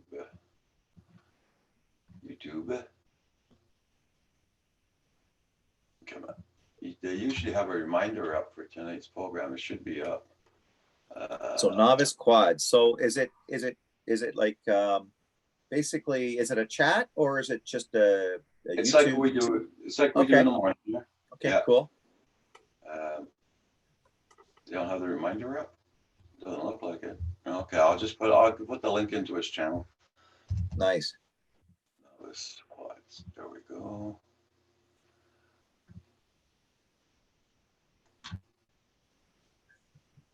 On Novice Quads, those guys. Yeah. There's our link. Paste. There you go. Awesome. Thank you. Yeah, they're on great. at 5 p.m. tonight. Yeah. Novice Quads. On Wednesday nights, it's on Herman's channel, Phantom Flight 101 at 5 p.m. I'll put his channel up there too then. All right. Nice. Thank you. Phantom Flight. They live in New York City. There we go. Copy and paste. There we go. Yeah, you know what? In Canada, at least where I am, and I'm pretty sure Roger, more so where you are, we got to be thankful we got like some open spaces that we can fly in, right? Oh hell yeah, hell yeah. Because I can imagine if you're living in a really congested city, you don't have a lot of places that you can fly, right? And or reliably because you get so much interference. Yeah, true. Okay, there's Novice, the both of them, Phantom Flight and Novice Quads. So don't forget everybody tonight at 5:30 p.m. at 5 o'clock tonight. And at 7 o'clock, you got Val's Life with Kim and Furball Kim and Val. Mm-hmm. Geez, it's a back-to-back smorgasbord. Yep. Usually it's on Val's channel or it could be on Kim's channel. But they're on at 7 p.m. tonight. They do game nights. They play Velocidrome on the computer. Okay. All FPVing, but they chat for about an hour. Then after that, they go to game night. So, Nice. okay, Kim Furball, Kim's asking where you live. I'm in Waterloo, Ontario. So I'm about an hour west of Toronto and an hour east of London, Ontario. Kim comes from Ontario. He used to live in Orangeville or Orange, whatever. Where'd you used to live in Ontario, Kim? He moved out of Ontario and came here to Quebec. Yes, I knew it. I know it. I hoped it. Yeah. Yeah, I used to live in Toronto, and I go to visit my oldest son there, who still lives there, and it's okay. It's just too crazy busy for me. Like, getting there, number one, in normal days, the traffic is crazy, and it's just a busy place. There's always something going on, and Oh, yeah. it's great if you want to go there for that. Like, if you've got something to do in the big city, like one day we gathered up with all our kids and we went to the Ripley's Aquarium, and we had a blast. It was busy as all heck, but we had a lot of fun, especially with the two grandkids. But yeah, I mean, if just to go for a Sunday drive, I wouldn't be heading into Toronto to do that, because it's just it's too busy. I used to live in Longueuil, the South Shore of Montreal, beside Montreal, and I used to work in Montreal. I worked at McGill University. Used to party in Montreal. And then I moved to Montreal I stayed there for about 5 months in Montreal itself. No, I couldn't get used to it. Yeah. No. So then I lived on the South Shore for about 20 years. That's the hell with it. Out from the South Shore, came to the country. That was one hell of a big change. But my mom used to live in the country here, not too far away. My father and my mother bought a house down here when I was living in with my wife. So, and we were living in Montreal. We used to come down for visits. I was always saying to my wife, "Oh, one of these days when I move down here, one of these days." I think about 10 years after my father passed away, I decided to move down here. My mom still had her house up here. So I've been here ever since. Makes over 30-something years. Wow. Yeah. Wow, that's pretty good. Yeah. Yeah, I wish, I keep telling my wife, I said, if we ever move, I want to buy something just outside of the city. Yeah. And she quickly replied and said, "Why? So you can fly your drones and toys?" And I quickly replied to her and said, "No, honey, so that the dogs would have more space to run in." You see, you got to have a counter there, right? Yeah. And then she goes, "Oh, yeah, okay, that's Sounds maybe." good. But now, if I go into Montreal, like I have to go to the hospital sometimes, go get checkups. Yep. As soon as I get close to Montreal, I'm just on the South Shore, my eyes start burning, my throat and everything, just from the pollution. Yeah. And I have to go underneath the La Fontaine Tunnel to go to the hospital where I go. And man, that I have to keep all the windows open, the fan in the car full blast. My eyes burn so freaking much in that place. Wow. It's ridiculous. That's how you see fresh air here. Yep. And in Montreal. Oh my God. Yeah. I noticed that as I'm getting closer to Toronto. As soon as I'm like passing Milton, Ontario, and then getting closer to the airport, to the Toronto International Airport, and you have all those jets flying over top, taking off all the time. Maybe not so much these days, but in the past. And you get all that jet fuel and stuff, and you start to feel it. You can smell it. Your eyes are starting to, you can just feel it, right? Yeah. And I don't mind so much. Like when I go to my son's, I'm going off into the lakeshore area near Toronto, so it'll be near Lake Ontario there, and just driving along, and there's a bit of a breeze, so it's not too bad. But if you're anywhere kind of more closer to the congested part of the city, it just feels claustrophobic, right? Yeah. Yeah. And I mean, I grew up in Toronto, so in the west end of Toronto, the Runnymede and Bloor area, in a good old Ukrainian neighborhood, because that's my background is Ukrainian. So, and but that's changed a lot over the years. I remember as a little kid, my grandmother used to say to me, go get me some stuff from the delicatessen. And it was really cool. You'd go to like the butcher or the delicatessen on the main drag there on Bloor Street. And they had the old meat counter there with the sawdust on the floors, and you go in there and like take a breath in, and it's like, oh yeah, like, all this fresh sausage and kielbasa and ham and everything, right? And then they slice it for you. It was the best. And I, every time my grandmother like asked me to go there, I'd be like, yeah, sure, I'll go there. There's a place I go there. I've been going there since I was 16 years old. It's on Fulham Street in Montreal. I go buy the Polish sausage. They smoke it there and everything, and it's all Polish, right? So yeah, it's the same thing. You walk in there and you get every smell in there, everything, all fresh meat and everything. Really good, really, really good place.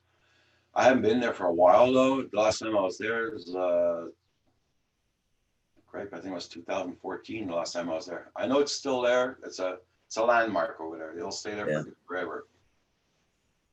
Oh, in the chat there, Furball Kim FPV says, been chased by cops in Milton, Ontario.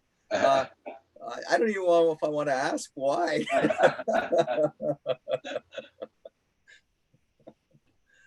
Oh, thankfully, the only time I think I've ever gotten pulled over by a cruiser was because in my younger years when I was going just a little too fast. And I got my first speeding ticket. And then since then, thankfully, knock on wood, it's been good, and that's been many, many years. But I can't say I'd want to be on the other end of the law, if you know what I mean, with someone in hot pursuit of me for whatever reason. So for Vol Kim, you might, that story you might want to keep to yourself. I got my first speeding ticket in 30 odd years 2 months ago. And I was laughing. When the cop came to my window, I was laughing. He was like, why are you laughing? I said, this is the first ticket in 30 something years. And he said, oh yeah. Okay. So he goes back to the car, fills out the ticket. I was supposed to get a fine up to $245 and 4 points. So he turns around and says, look, he says, you are very polite to me. And seeing it is the first time you get a ticket in so many years, he says, I'll give you a break. So he put it down $78 on one demerit point.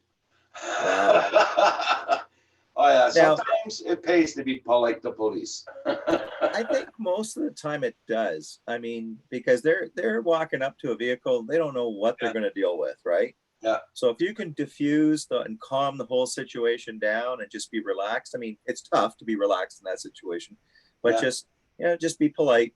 Even though the other person could be having a bad day and maybe they just dealt with a real, not too long ago. And now they got to deal with you. It works both ways. So at least if you start the conversation polite, you can only hope that their level is going to drop a little. And they just get a little more relaxed, and then they start looking at the facts, and then rather than just reacting and saying, here's your ticket, have a good day, bye. Right. That's it. That's it. Yeah. I gave him my hand. It was in January, on top of that. And it was just past New Year. So I put my hand out, says Happy New Year. He takes my hand, shakes my hand. Okay, thank you, bye. So he was happy. I was happy. Yeah. That's not going to break the bank, for first ticket. So Roger, are you sort of suggesting here that, over that many years that you haven't gotten the ticket, that you've basically gotten away with it all this time? Yep. I do have a heavy foot. That's one thing I know. I do have a heavy foot. We keep saying with all these cameras you got around your place, you're definitely becoming a person of interest. Being a bunker. And then with all the helicopters flying over your place, like they just probably look down and go, yep, Roger lives there. Yep, that'd be cool. No, but it's in the younger years, I used to have tickets galore. One time go to the bloody bank here, I want to pay all these tickets off. You know what I mean? Oh yeah. But back in those days, they didn't seize your license or nothing, right? You just No. kept on driving. No. But Yeah, now they- they do. They've gotten a lot more strict. Yeah. You know, there was one time I got really lucky. I was heading up to our trailer. We have a trailer in Miller Lake, near Tobermory, Ontario, and it's at a campground. We're seasonal, so it's a campground called Summer House Park. It's on the Bruce Peninsula, Yeah. and the road there is, it's about a 2.5, 3 hour drive from where I am, and sometimes you get stuck behind like a series of trailers, right? People pulling their trailers, and you want to go a little faster, and you don't want to get stuck behind them, the whole route, because you know where they're going. And so I decided on one stretch that I'm going to pass these trailers. I passed 2 of them, and I checked to see if there's any oncoming traffic, and there wasn't for like forever.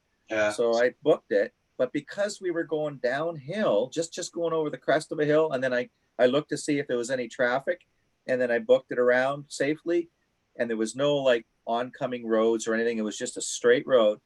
Yeah. And I booked it past these guys, but wouldn't you know it, there was an OPP sitting just at the bottom of the hill, a little further back.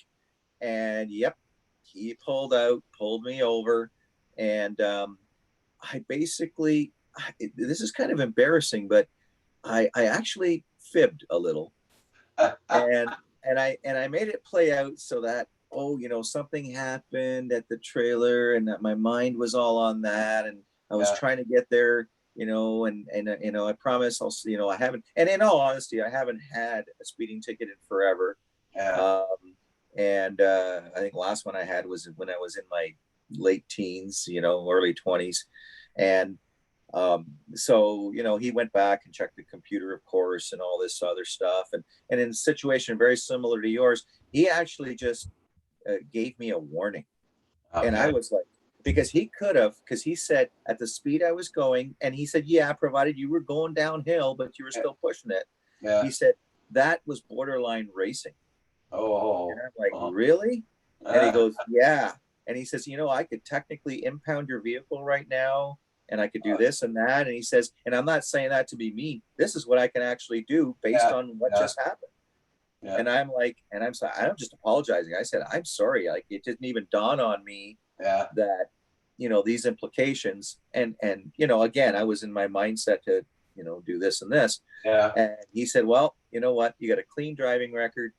You don't have anything on your personal record, stuff like that. He says, I'm gonna give you a warning, but consider this a gift, because not too many people would do this. He says, just slow it down.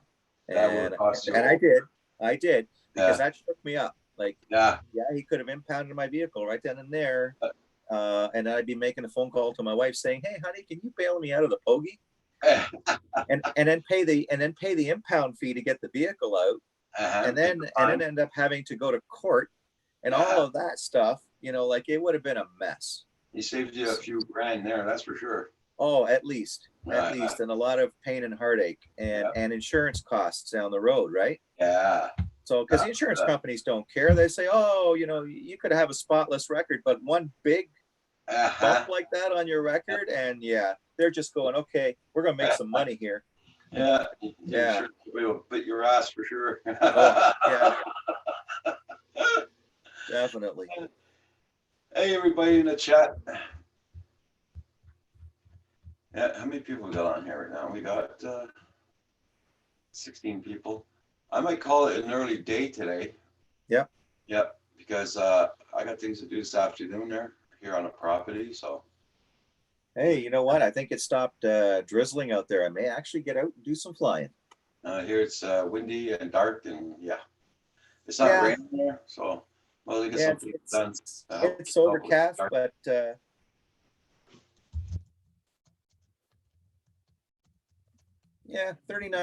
40 kilometer wind gusts at 77 kilometer wind gusts at 40 meters. Hey, Phantom Flight 101. Yeah. There's Phantom Flight 101. These guy I was talking about there for his channel on Wednesdays. Okay. All right. Awesome. And we got Novice Squads tonight and those guys. Good morning, Phantom Flight. We got tonight's novice squad at 5 p.m. tonight. I was just about ready to get off there, Phantom Flight. Yeah. I was calling it an early day today. Yeah, so if you can, Richard, if you can get down here for, we're supposed to have my Roger Palooza on the 18th of July, Okay. but that's if the Yeah. restrictions are off. Yeah. If you have something not planned or anything, you want to come down, spend a couple of days or whatever, Yeah, that'd be cool. or it That'd be depends cool. how long it gets you to come down here. I don't know. It takes you about 3 hours to come down. I'm not Yes, we sure. I'd have to. We get Corey Manuel comes in from Ottawa. We got a few Canadians in, and people from the States that come down. But Nice. like I said, it all depends on this virus crap that's going on.